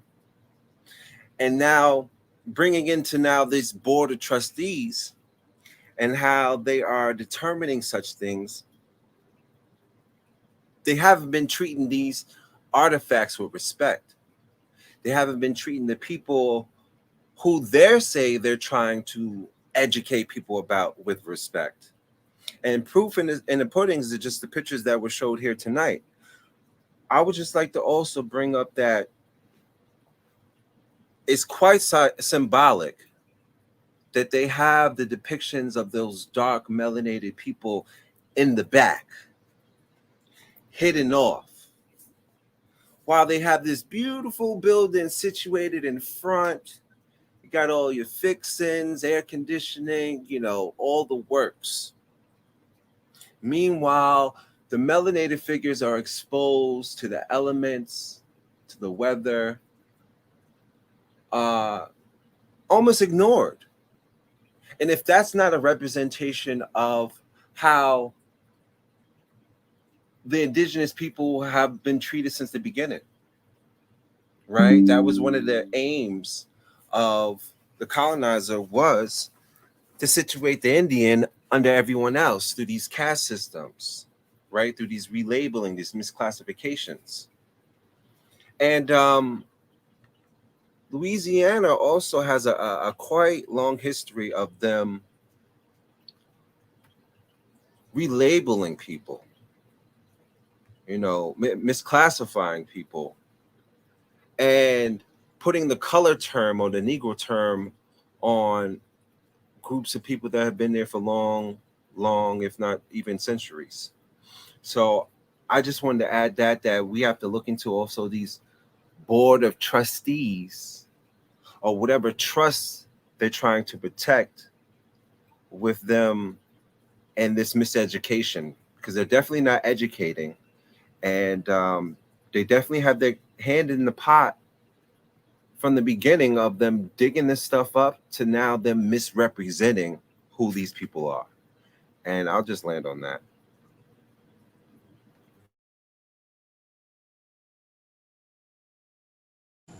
J Mark, one thing that you just said, and I saw someone put it aside. Yes, they control the narrative. You left that part out, and they control the money and the grants. I was wishing Phoenix come on, but there are billions of dollars that's going into these universities, and they can't put a window fan or a window air condition in 4 units out back. Okay, they meant for it to do what it's doing. And what I'm saying is, I'm not trying to radicalize no one. They told you we peaceful people, but even peaceful people get tired of being misused and abused. We need to write letters. The more you put these pictures and let them know we see it, and about Moundville, more eyes get on this, the less damage they can continue doing. Actually, it will force them to have to tell us where's the money going for the museum. What I see the university is depicting is this. It's happening just like it's happening in real life.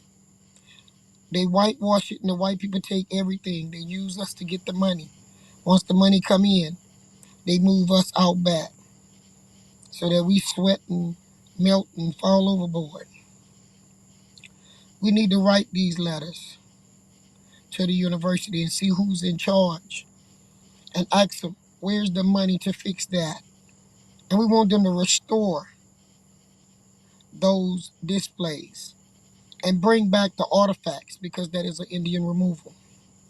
I see politically they found a way to get their people elected in office. After being put in office, and you can see, what I'm saying, we can show a pattern. After getting elected in office, then they jump up and organize them a tribe, or they already have something they done put together of organization, and then they start pushing to get recognition through their friends who writes their legislations. Nobody's writing our legislations. No one is writing a legislation for what's happening in Moundville. This is what we need, a protection of our history and culture, not on another shore, on these shores. If we start writing these letters and writing other universities to go look into it, and writing our black universities to get involved. And I want to tell y'all, the universities that get the most money dealing with anthropology, archaeology, is your white universities. That's in every state. The black universities only get what they send to them as a history segment. But for our universities being involved with the history of the people of color that's Indians, they are not. So we need to write letters to them too. And when someone's running for office, especially in Alabama, we need to ask them have they been to Moundville. Because, if they're going to get elected and we still suffer like we see and they're doing out there, we are doing it in reality. We don't need a black person in office if they're not going to stand up. We had a black president. I asked him for the help when he was in office. So he gave stuff to the other Indians. He didn't see it, I guess, that important because everybody's going to Africa. And I can understand he don't have a Native American grandmother or a Native American grandfather. It's because his people, his mom's white, his dad is from Africa. So he don't have a tie here. But every black person, including the ones who had an Indian grandmother that's in the political arena, their mind is on Africa. And while they mind on Africa, these $5 Indians and political Indians eyes is on the prize of what's in America. Phoenix, have you been able to get your sound? Okay, we're going back to Ishmael.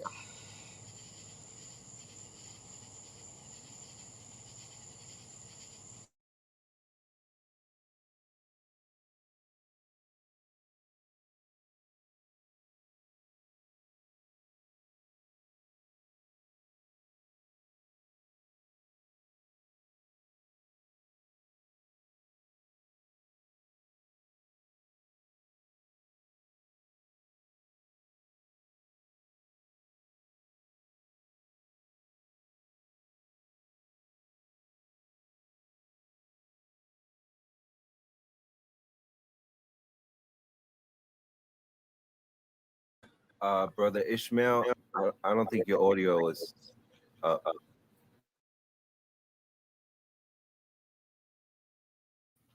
Thank you, brother Jamar. Thank you so much, brother. Um, So when you go to the Indian village, we were of course guided by Chief Warhorse, who was able to take us over to where the Indian village was. And this is the main mound. I think that's mound B or the second mound. Um, there's um, a village. There's a top that's up there that's in this picture, but it's not up there right now. I think it's being repaired of some sort. But this is the depiction of the actual mound itself, just giving you a viewpoint of how big that mound is. This is an actual car down here in the bottom. So that gives you an indication of how large this actual mound is. Um, on those depictions of those Indians in the back, you see shackles on their feet. They have shackles on many of their feet on here. Chief Warhorse, can you give us some insight of why they had shackles, or was there earlier depictions of shackles on there that you? No, they didn't. There were no shackles. That was one of the things really hurted me when I saw what they did after Katrina, when they reopened the museum in 2010. You start seeing where the jury is no longer on them that was on them. That jury is on the display in the building with the air condition. And I was asking them, where did these shackles come from? Well, I don't think they knew that I had been monitoring that over the years. So Mhm. when I went to ask them questions, actually, we have footage of the first day when I walked in, because I actually was bringing people to see this glorious place that had captured our history. And when I walked into seeing these white people um, with this here crazy stuff on and the walls painted. And I just went off.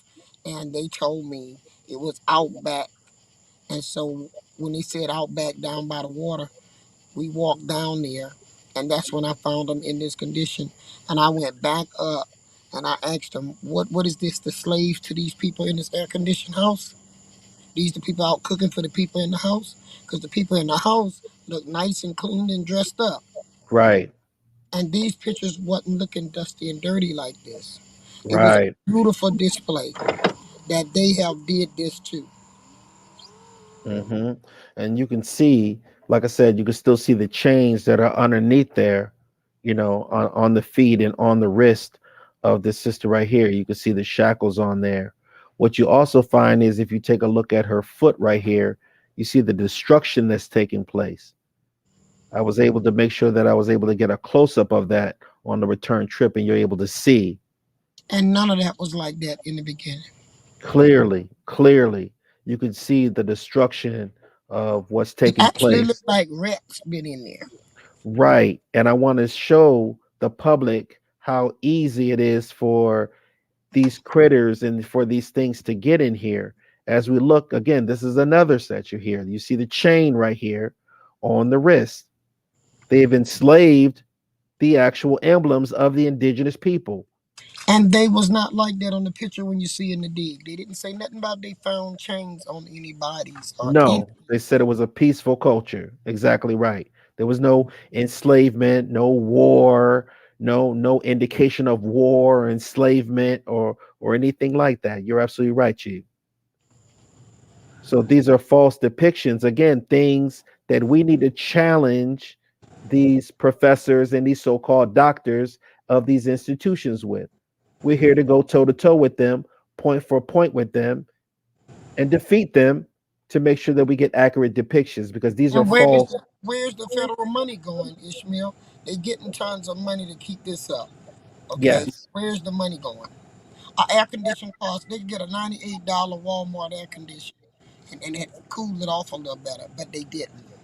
absolutely. When I went there, it was about 85 to 90 degrees. You're inside of a hut that was about 100 plus degrees because it's hotter than it was on the actual outside. And as you look here, you get a close up of how it's melting away. That's what that prior video of that family was talking about.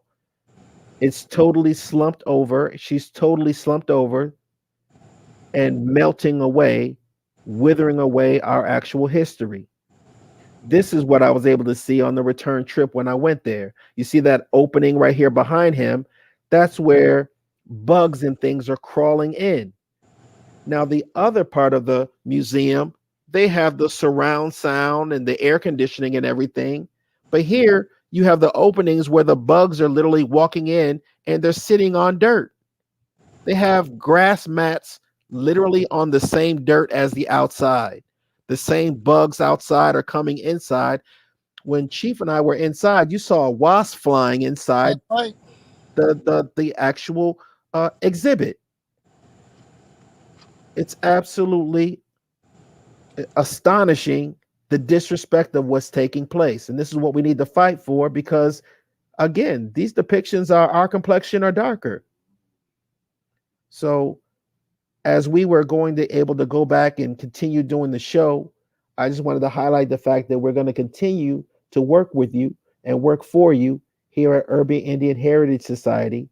And I want to thank, Chief again for allowing us to share on the platform prior last week as well as for tonight. But we're always going to be working on behalf of the people. I yield the floor for now. Phoenix, have you been able to get through, baby? Okay, y'all. Phoenix was so excited about being here tonight. I don't know what's going on, but she had a presentation to make also. This is not the last night. We bringing y'all this here follow up for now because we had bad sound for some reason when we were down there. We want y'all to see that, Mr. Waldo. I see you in the room, Mr. Waldo. The Indians that left from here look like us. How do they become freemen in Oklahoma? Is the same way they became slaves on a wax monument. Those were supposed to have been a tribute to our people. And they went in there and they allowed somebody to depict them as slaves. But the earlier video said nothing about slaves. It said peaceful people. We weren't violent. We fight only when we have to. Do y'all understand what I'm saying? The people that look like white folks and Asians, we didn't see one of them in there in all the years I went there. That place was put together in 1933 to save what was found there. Mr. Jones purchased the place to save it so that the world could see what we look like in West Florida. Can all y'all put West Florida up there because Alabama and Mississippi was created. But they found us here in West Florida. I want to see West Florida go up. So y'all know they got the people when we go off. They're gonna come on looking for some snacks and some droppings. Leave them something so they can see. And if you enjoyed this show, send some love. Even if it hurt, you can send some tears. I did want to share just one thing before we depart, Chief, if I may. Um, it was outside of Moundville, but I did want to tie it in just to let people know that this is not an isolated incident of our story. Is it okay if I share that right quick? Yeah, It's a short video. you have the mic. Okay, Chief, thank you. So this is let's go pull this up for you right now, Chief. Thank you for doing that. Okay. So this is a video from our brother Wanagi. Wanagi is one of the brothers who, puts forth a lot of history. I also see our sister Tasha She, who does a beautiful job of video sharing also. So Brother Wanagi posted up, this was on CNN. The brother was going over his history as they have the museum opening this month or early in July in Charleston, South Carolina. And the brother goes over his history and what they find in this African American museum is that the brother is American Indian. And he's American Indian and his ancestors were enslaved. And they put it on prime time on CNN. And so let's see what the video says. Perfect.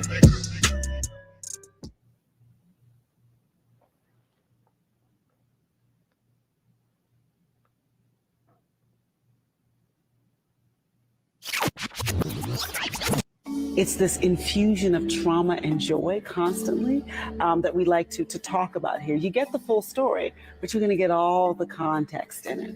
What arguably is the best illustration of full context is the Museum Center for Family History. It's a team of researchers with access to millions of records that can trace African-American lineage, sometimes back to a slave ship that came into this very port.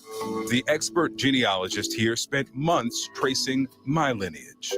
And this was the day of the long-awaited reveal. Make sure you got a box of Kleenex by you and sit there and enjoy. That's the museum's top genealogist, Dr. Shelley Murphy, on the laptop. She's joining us from the University of Virginia. This is a tree, just a snapshot of your tree, and I'm following your maternal line. Wow, that's a lot just seeing the tree. You see that box? Well, that represents David Venny, my great-grandfather's great-grandfather. He lived in coastal Richmond County, Virginia, on a farm with his wife Judy and their 18 children. And in 1871, he filed this claim to be reimbursed for livestock and supplies requisitioned by Union troops during the Civil War.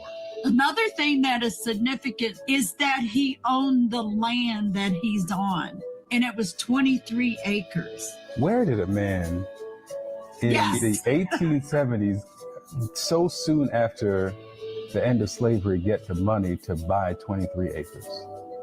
Absolutely. And another thing that is significant is that he owned the land that he's on, and it was 23 acres.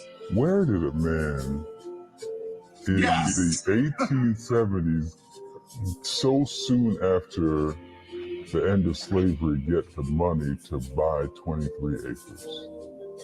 Absolutely. That is significant is that he owned the land that he's on, and it was 23 acres. Where did a man in the 1870s, so soon after the end of slavery, get the money to buy 23 acres? Absolutely. And the thing of it is, I would even question, he said he was freeborn. Well, for some answers, we have to go back more than 300 years to my great-great-great-great-great-great-great-great-great-grandmother, Mary. She arrived on a ship in Northumberland County, Virginia in 1712, before America was America. Her granddaughter, my 8 times great-grandmother, Bess, was with her. That's according to this centuries-old deposition that Dr. Murphy's team uncovered. Why a deposition?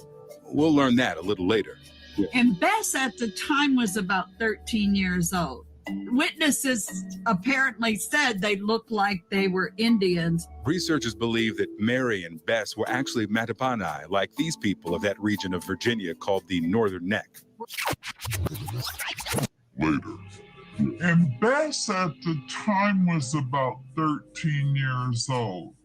Witnesses apparently said they looked like they were Indians. Researchers believe that Mary and Bess were actually Matabani, like these people of that region of Virginia called the Northern Neck.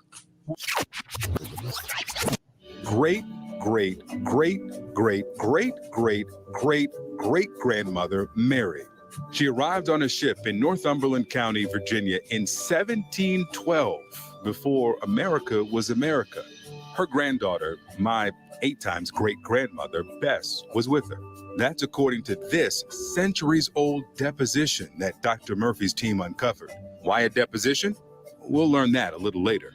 And Bess at the time was about 13 years old. Witnesses apparently said they looked like they were Indians. Researchers believe that Mary and Bess were actually Matabani, like these people of that region of Virginia called the Northern Neck. We're not sure where they came from, but Thomas Smith of Richmond County did enslave one of Bess's children, and that was Sarah.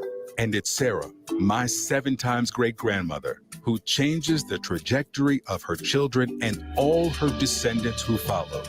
There was a law back in 1705 that declared that all children that are enslaved or free, their condition would be based on whatever their mother was. Remember, Sarah and Bess arrived free people.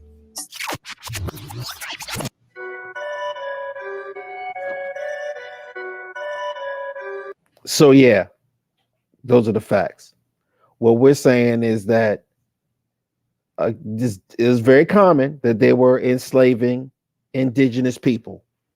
And if you look on that CNN article, it get that video clip, they go over the detailed history of how the grandmother sued for her freedom, proving because she was American Indian. That's why she was free.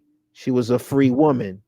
And she had children and grandchildren that were also enslaved. They were enslaved not knowing that their grandmother won their freedom. They were enslaved and found out later that their grandmother sued for freedom. They then had to go to court to prove that they were American Indian, and they won their case also. They won their freedom also, proving that they were American Indian. But when you look at this brother, he's still calling himself an African American. The museum is still an African American museum. They're not leaving proper space for our identity as American Indians. There's a rich American Indian history all throughout Virginia, all throughout the Carolinas, all throughout Alabama, through Florida, through Louisiana, through Mississippi. All of this land on this East Coast and Southeast area is embedded with American Indian identity. And with that, I yield the floor. I'm glad you touched on that. Davida and Finding Our Feathers, you are both correct. What we fail to realize sometimes, that's why the African American movement came in. Look, that came through the universities with black so-called leaders, insisting and making you feel like you were out of place if you didn't accept the terminology of African American. That's to take you away from finding the people that was here free, owning land. And you got to know another thing. You're right about the boat. You got to realize we had more than one country here. So if you left from the 13 colonies in the 1700s, Ishmael, and came on into these other areas by boat, because boat was the main transportation. You mean you come from Africa? That was the way you got around through these waterways. Right. So you could be leaving from France, which France could have been anywhere between Canada coming down into Americas, coming into Spanish of today America, which would have been Spain at the time, or you could have been leaving Britain, okay, which is 13 colonies, coming into Spain. And don't forget, we had the part that was for Portugal and the part that was for Russia. So all of these countries they're talking about is from here. And when I hear people of color talking about ships, I'm like, well, that was transportation. That's like a plane or a train today or a bus. But when I hear them talking about all these ships, that's what was the transportation, in and out ships. My people manufactured schooners, huge ships. So they sailed all through the islands and everywhere, and had been doing it before the white man came. We got to get the word ship and stop relating it to a slave ship. And the reason they want to make you black is while they're making you black, they're moving somebody else into your place. So let's see what country these people came from. So if they came in free and they were Indians, they would have to pay for to get on that boat, come down into whatever area they came. And yes, you end up in some areas where slavery was. They saw the color of your skin. Yes, they were selling slaves of Indians. And Tom Ackland family were one of the people that was buying and selling and manufacturing slaves. So they didn't care what if you was an Indian or not. If you didn't have a past to prove you was free, you stood a chance of becoming a slave. Right. And what they try to paint the history, Chief, is that, after 1619, they stopped the Indian slave trade and they were being replaced by Africans. Well, clearly, you just saw on CNN that they were moving slaves and these slaves were American Indians in the 1700s. That's well after 1619. Also, again, her granddaughter was enslaved. That's two generations later who was American Indians that were enslaved. So their math is never mathing because they tell their own story just by what they reveal themselves. We just have to wrap our mind around the reality of what they're telling us so that we can move forward with the facts. Well, they'll build the image that anything black is a slave. Okay, but they're Yes. talking about the Irish slave, the Scottish slaves, and some of these people that's taken our identity came here, poor white people, didn't own nothing, didn't own no land, and they got here and seen all of what we had. They have to find a system. If you notice, um, Jamar and Ishmael, when you're researching, they keep talking about systems. So they organize systems, and these systems became universities, and these systems collect information, like the Smithsonian taught it only to their people. Those information that they were gathering were not making it to the black universities. What we have not seen and what they did not know and it was trying to erase, we have not seen the Indians in the school books or on television that look like us. Why? Who found these movie industries? Look at who's the founder of these movie industries. Look at who depict us and took our place and begin to put these plains looking Indians and stuff out there. Yes. So what they found in Moundville does not tell you you're going to see somebody with these hairstyles and the painted face. None of those things had paint on their faces. And we Nothing. have to get comfortable with our own depictions of comparison also. When we show these images of what takes place in Moundville, it's showing you the correlation that we have to get comfortable reconfiguring our minds with what an American Indian looks like in our minds. We have been conditioned in our minds, even those who are aware of our lineage, of what an American Indian should look like. So we have to kind of recondition our minds too. When we see that brother on CNN, he's proven multiple times that he's American Indian. He looks like you and I. So when we say that, we have to get comfortable understanding that concept also. And I'm proud of us that we are doing that. We're Yeah. doing it in leaps and bounds, and that's the beauty of the knowledge and the information. You know, Ishmael, I had to deal with in my life the prejudice and racism from the black community too, because when you say you're a black Indian, now people accept it. My grandfather never used the word black; he just said Indian. But I would have to just start using the word black Indian, and it still didn't stop them. They'd be like, "Well, where you from?" I had to use black Indian, so they didn't put me in the African American category. Um, People ask you, "Well, where did you get your black skin from?" What you don't have no African in you. Where you got your color from? Right. Look at your hair. Look at the kind of hair you have. You don't have hair like the Indians on TV. Well, Ishmael, when we look, evidently the men that the anthropologists and archaeologists that worked out there knew what kind of hair to put on. They knew they took and worked with the facial bones and everything.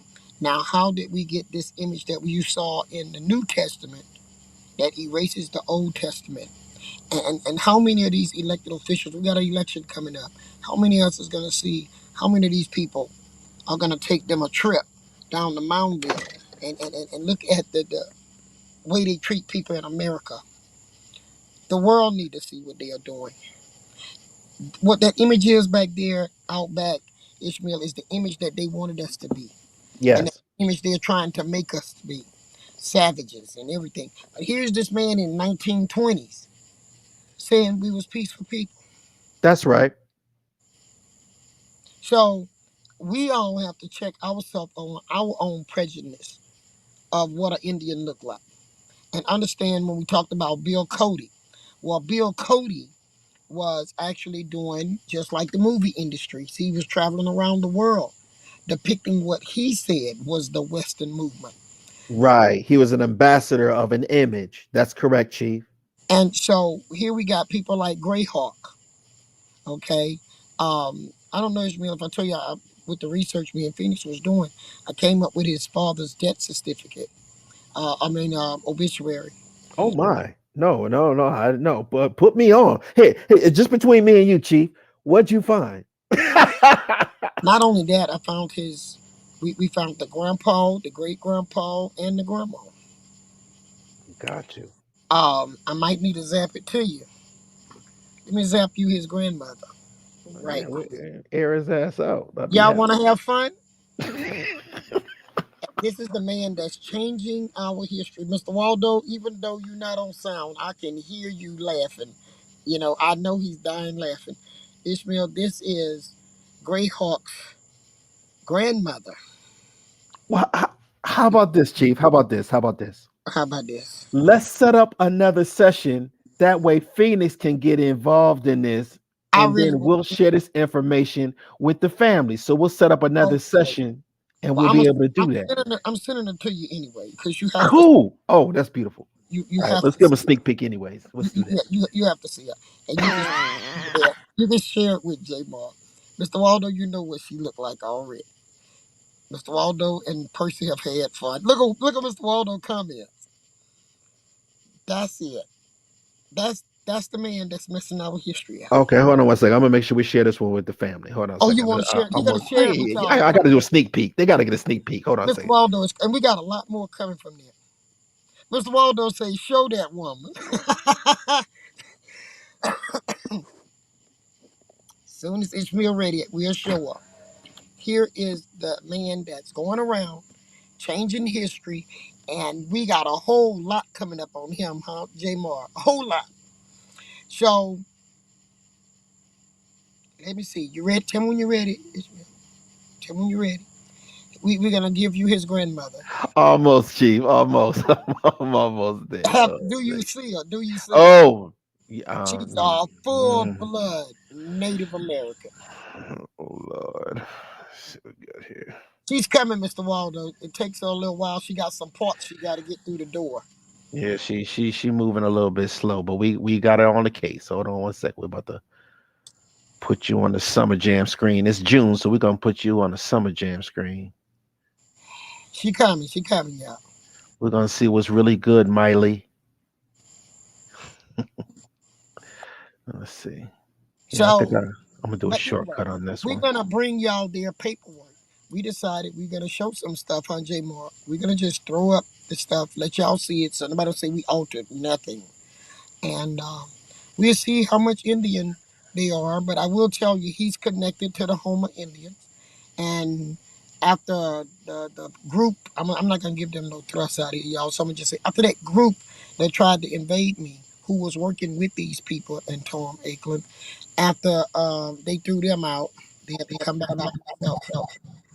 But there she goes, full blood. What y'all say? Now who this is again? That's great. Graham.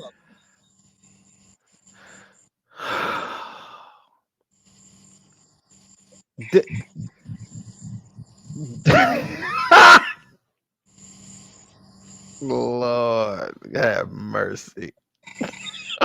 It's all the cheekbones.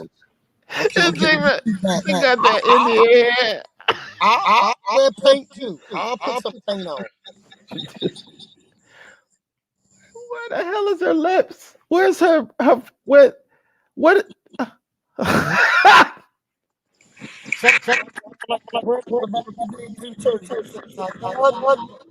Yeah, that's what I said too. Hold on, where the grandson at? Hold on a second. Let me find the grandson. Let's find. Yeah, Go get where the family resemblance at. Hold on. Yeah, here he is. Okay, so we got him, and then you got that. Yeah. Yeah, spitting image. I have his daddy too. That's a spitting image right there.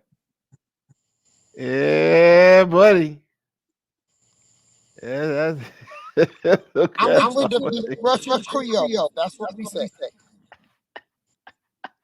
But we got a little paperwork.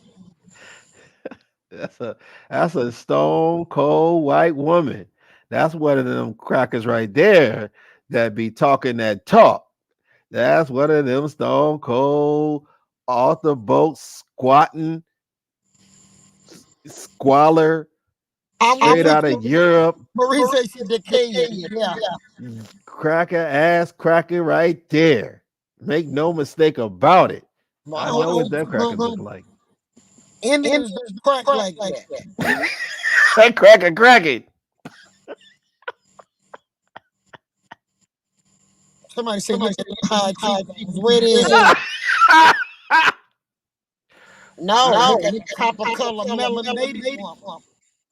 Okay.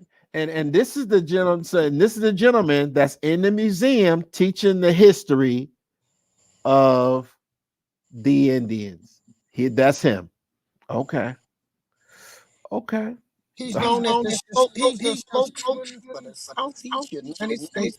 He's the spokesman. He is indeed. He's their spokesman, and we will be rectifying this. But we're gonna go over the genealogy. We're gonna unwrap it all. We're on the case. I know we were comparing some notes behind the scenes. Y'all done got a sneak peek of the direction of what we're going and what we'll be dealing with on the future episodes. If y'all want us to go all the way there, put on there, go all the way. Let them know we're going all the way if y'all want us to go. That's right. That's and right. hit that like button while you're at it and put go all the way.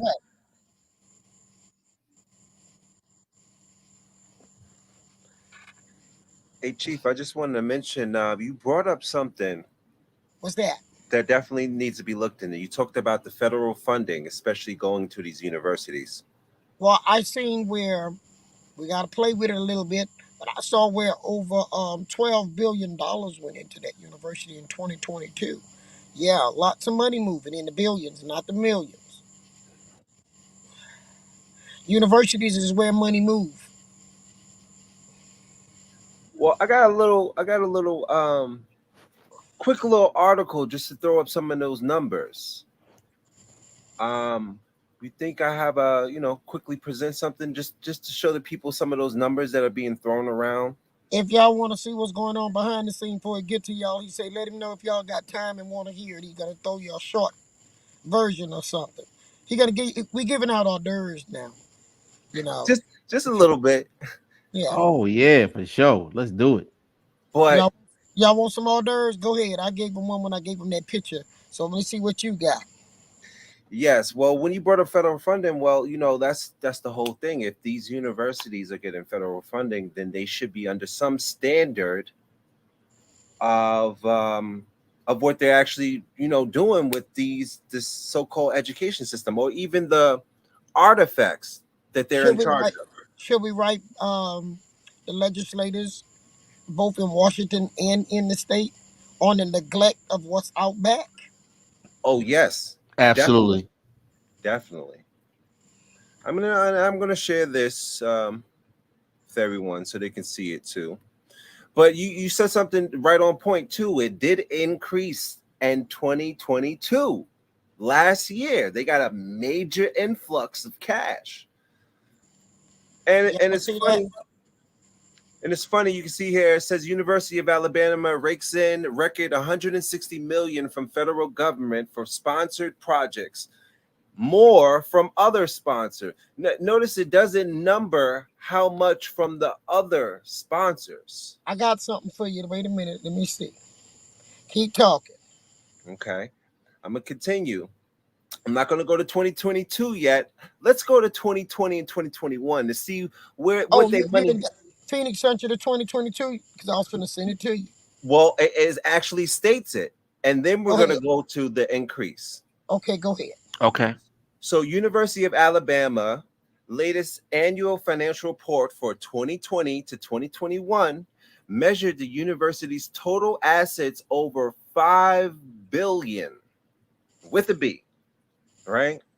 So in 2021, it brought in almost 482 just from tuition, 190 from the state of Alabama. So it got 190 million in 2020 to 2021 from the state of Alabama, and 75 million in federal grants. So that's 190 million from the state of Alabama and 75 million in federal grants and contracts.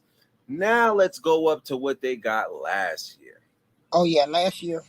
It says Wow. in fiscal year 2022, the University of Alabama UA received 211.4 million in sponsored awards, and 159.5 million from which was from the federal government. So in 2021, they received only 75 million. That increased last year to 159, basically doubling their federal funding coming from the government.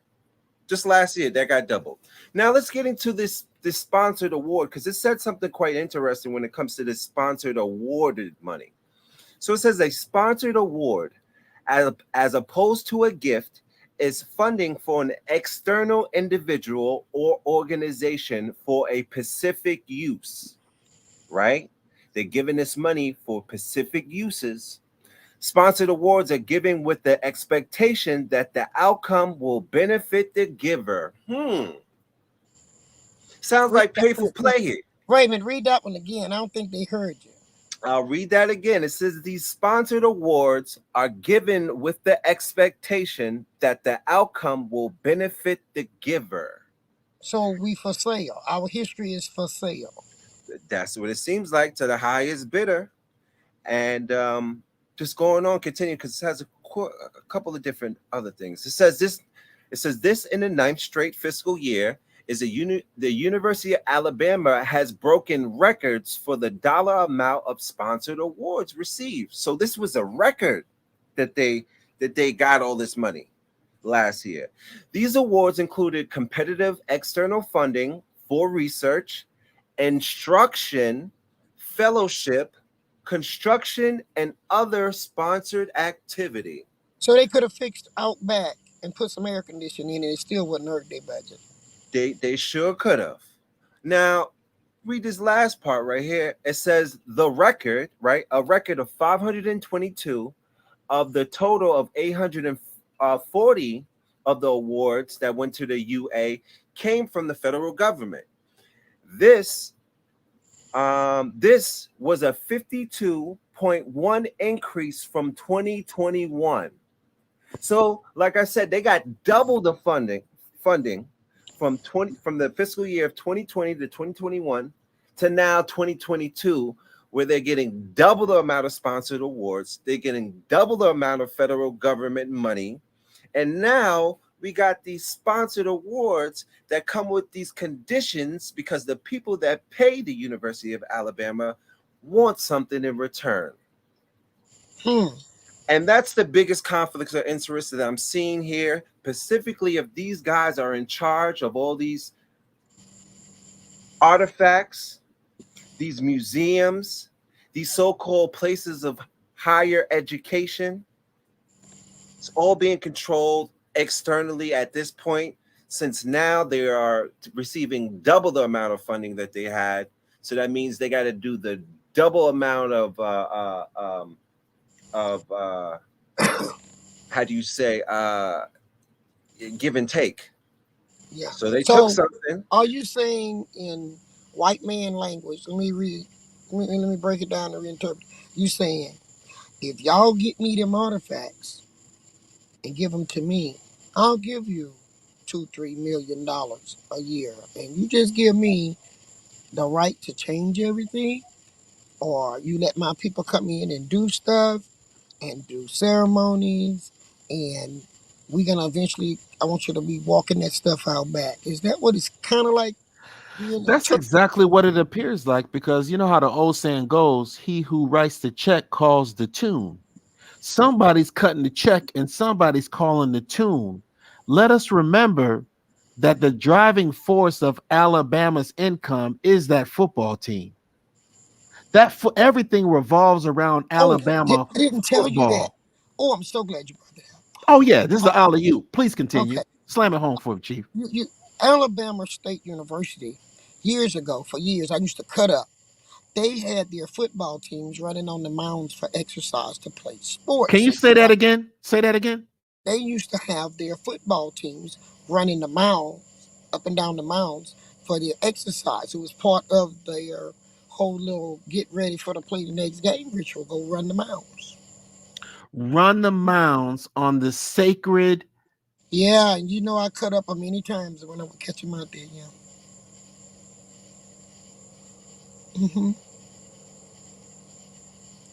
Yeah. And so now they have it now, Ishmael, if you notice, where people can only go on that one mound with the step. But they used to run anyone they wanted to run. Yeah. And that was the football team. And they out there making sounds, and running up and down. And the coach got them out there. Yeah. It was a training ground for the football team. So I hope people better understanding what I mean about whitewashing. They don't use bleach. They use dollars and power and whitewash stuff. We run around here with bleach. Nope. Ishmael, Jamar, I am so honored that I live to work with another generation coming after me. I worked with generations before me and I worked with generations with me. But one thing we have that they did not have, we have technology. And in our classroom right now, we have 135 people. I wish all 135 of y'all hit the like button if you like what you're getting. To get more, you got to show you like it. Okay, because there's a whole lot more coming into this here series.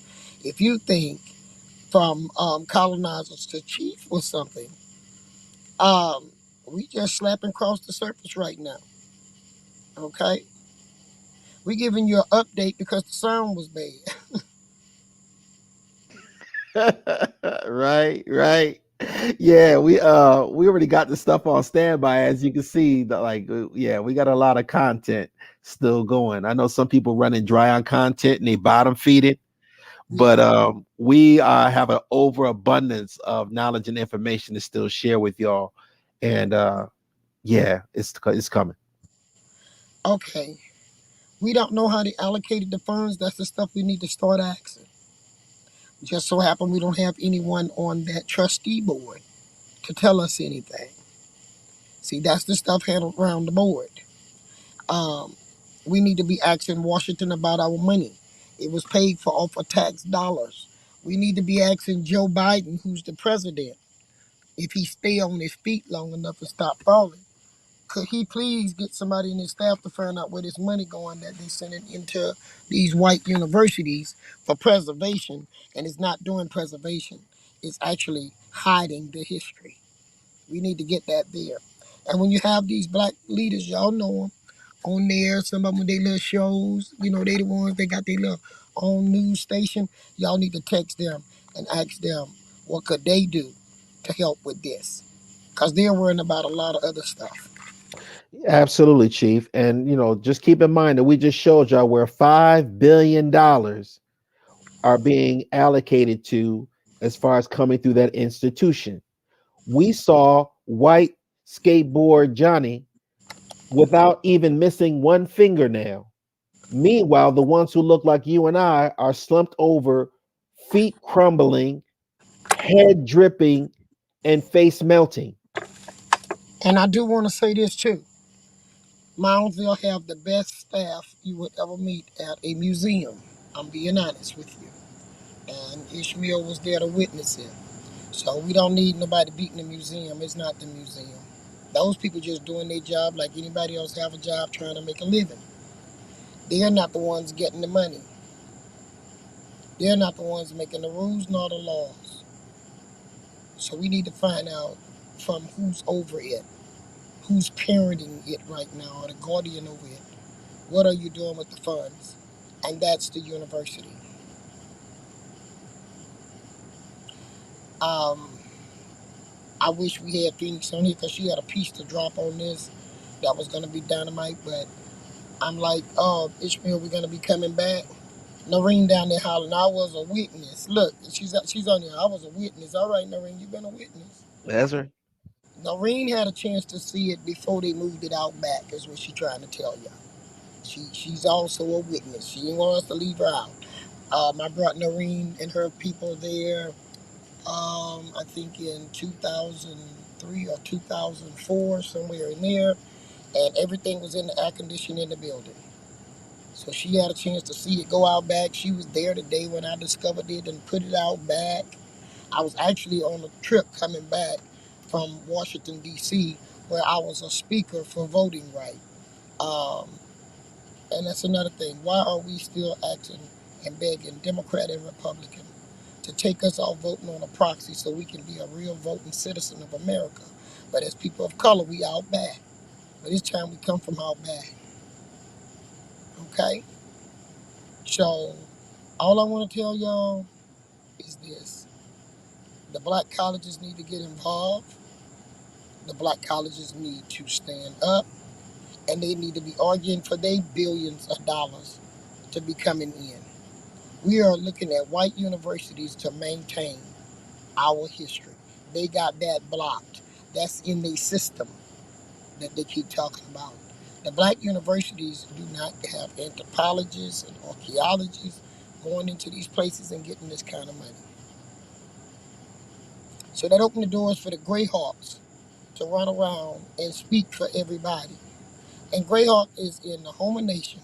They are state recognized. And they're trying again for 10th time to get federally recognized.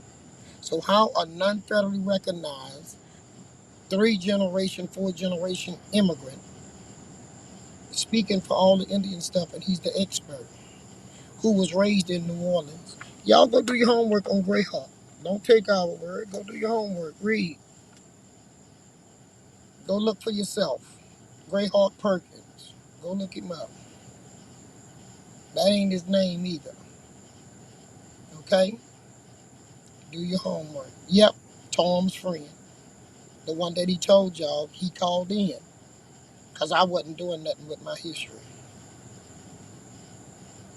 Yeah, that's Tom's BFF right there. That's right. Yeah, you're right, Spencer. Most our black universities is concentrating on Africa, and so is the Black Caucus in Washington. None of them can tell you none of this going on, but they can tell you everything about Africa. Ghana, Kenya, they can tell you all about Africa. Okay? Tell them to tell you about this. They can't. You'd be surprised how many professors walk up to me and say, I never saw a black Indian before. Well, you don't know nothing about no Indian. What are you doing teaching? We got more educated fools in these universities than anything. Okay? I'll let my grandson teach me better than what they're teaching. But if y'all enjoyed the show, y'all done showed us. And this really was a show and tell. It showed a lot, it told a lot. But this what y'all gotta understand, the fight is just beginning. It did, Chief. We covered a lot of ground on this. I want to thank you. I want to thank Cousin Phoenix Moon. I want to thank Brother Jamar. We were able to cover, the indigenous populations and their appearances and their history in Alabama. We already know the Louisiana history. We're still working on that. We've showed you tonight what took place in South Carolina. We took place in Virginia. We showed you the depictions and the documented history of these areas. That's just tonight alone. I want to thank Urban Indian Heritage Society and our supporters for beautiful energy and coming in. I want to thank the visitors and the guests that came through on Cooking with Chief to come and share some time with us. Your time is very, very valuable. I hope that you got a lot of valuable information about it because we do respect your time. We're still going to continue to be on the road. Please stay in contact with Urban Indian Heritage Society as we have our great convention and meeting that's coming up. You'll be able to get access to the tickets and get early information as we have this planned out for you. We're going to have dignitaries available, and this is going to be a high level meeting. This is a meeting with leadership that's going to be taking place at Moundville. Chief, did you want to give any insight on that at all? Yeah, and I will be speaking in Alabama on the 29th of next month on the raising of the monument for the civil rights leaders. And I've been asked to be the keynote speaker. And Ishmael and I talked about doing a flyer for to put on each of our page. So if any of y'all, especially the lady that say, I'm just right there in Mobile, well, you can cross on over on the 29th. Chief will be in Utah, Alabama. Chief, I heard that you try to make some plans to go to Atlanta too. Well, I said something like, if they get SCLC, because I told them I'm not going just anywhere, it's just anybody. Because they said that lady that was the Bay lady, somebody slapped her, and Nobody ain't slapped them back. And that lady got hurt. So I ain't dropping in on those strangers. Because if they slap me, Chief gonna slap them back. Bottom line. So don't run up on Chief wrongly, okay? But I told them, if they get with SCLC can find a place for me to speak somewhere along Auburn Avenue, okay? And Chief Warhorse will come toward the SCLC area on that stretch where I'm familiar. And I did tell them to get in touch with Dr. Bernard Lafayette or President Steele. And if they host me there, I will go to Georgia. Yes, I will. I will go to Atlanta. Okay, Chief, absolutely. We want to let you know that we're here to support you 110%. We'll be on the road with you wherever you go. We're here, we're family, and we're going to walk each step of the way with you. This trail of healing is something that we're definitely fully committed to and honored to work with you. And again, thank you so much for sharing your time with us, Chief. Thank all of y'all that was here tonight. And we appreciate your 2 hours and 25 minutes and 47 seconds, every inch of it. And y'all be safe out there. I'm going to be on the road this week. I got another little stop I'm going to make for you all so we can put some more ingredients in the pot for Ishmael, Jamal, and Phoenix to go out there and help serve that up. Y'all like that? Love y'all. But y'all will hear from me when I'm on the road. And y'all help me test it out so I'm going to be able to do good on the road, Ishmael. I'm going to do it. That's right, Chief. All right. Good night, everybody. Good night, Chief. Good night, Ish. Good night, Good Philip. night, Dave. I appreciate you, King.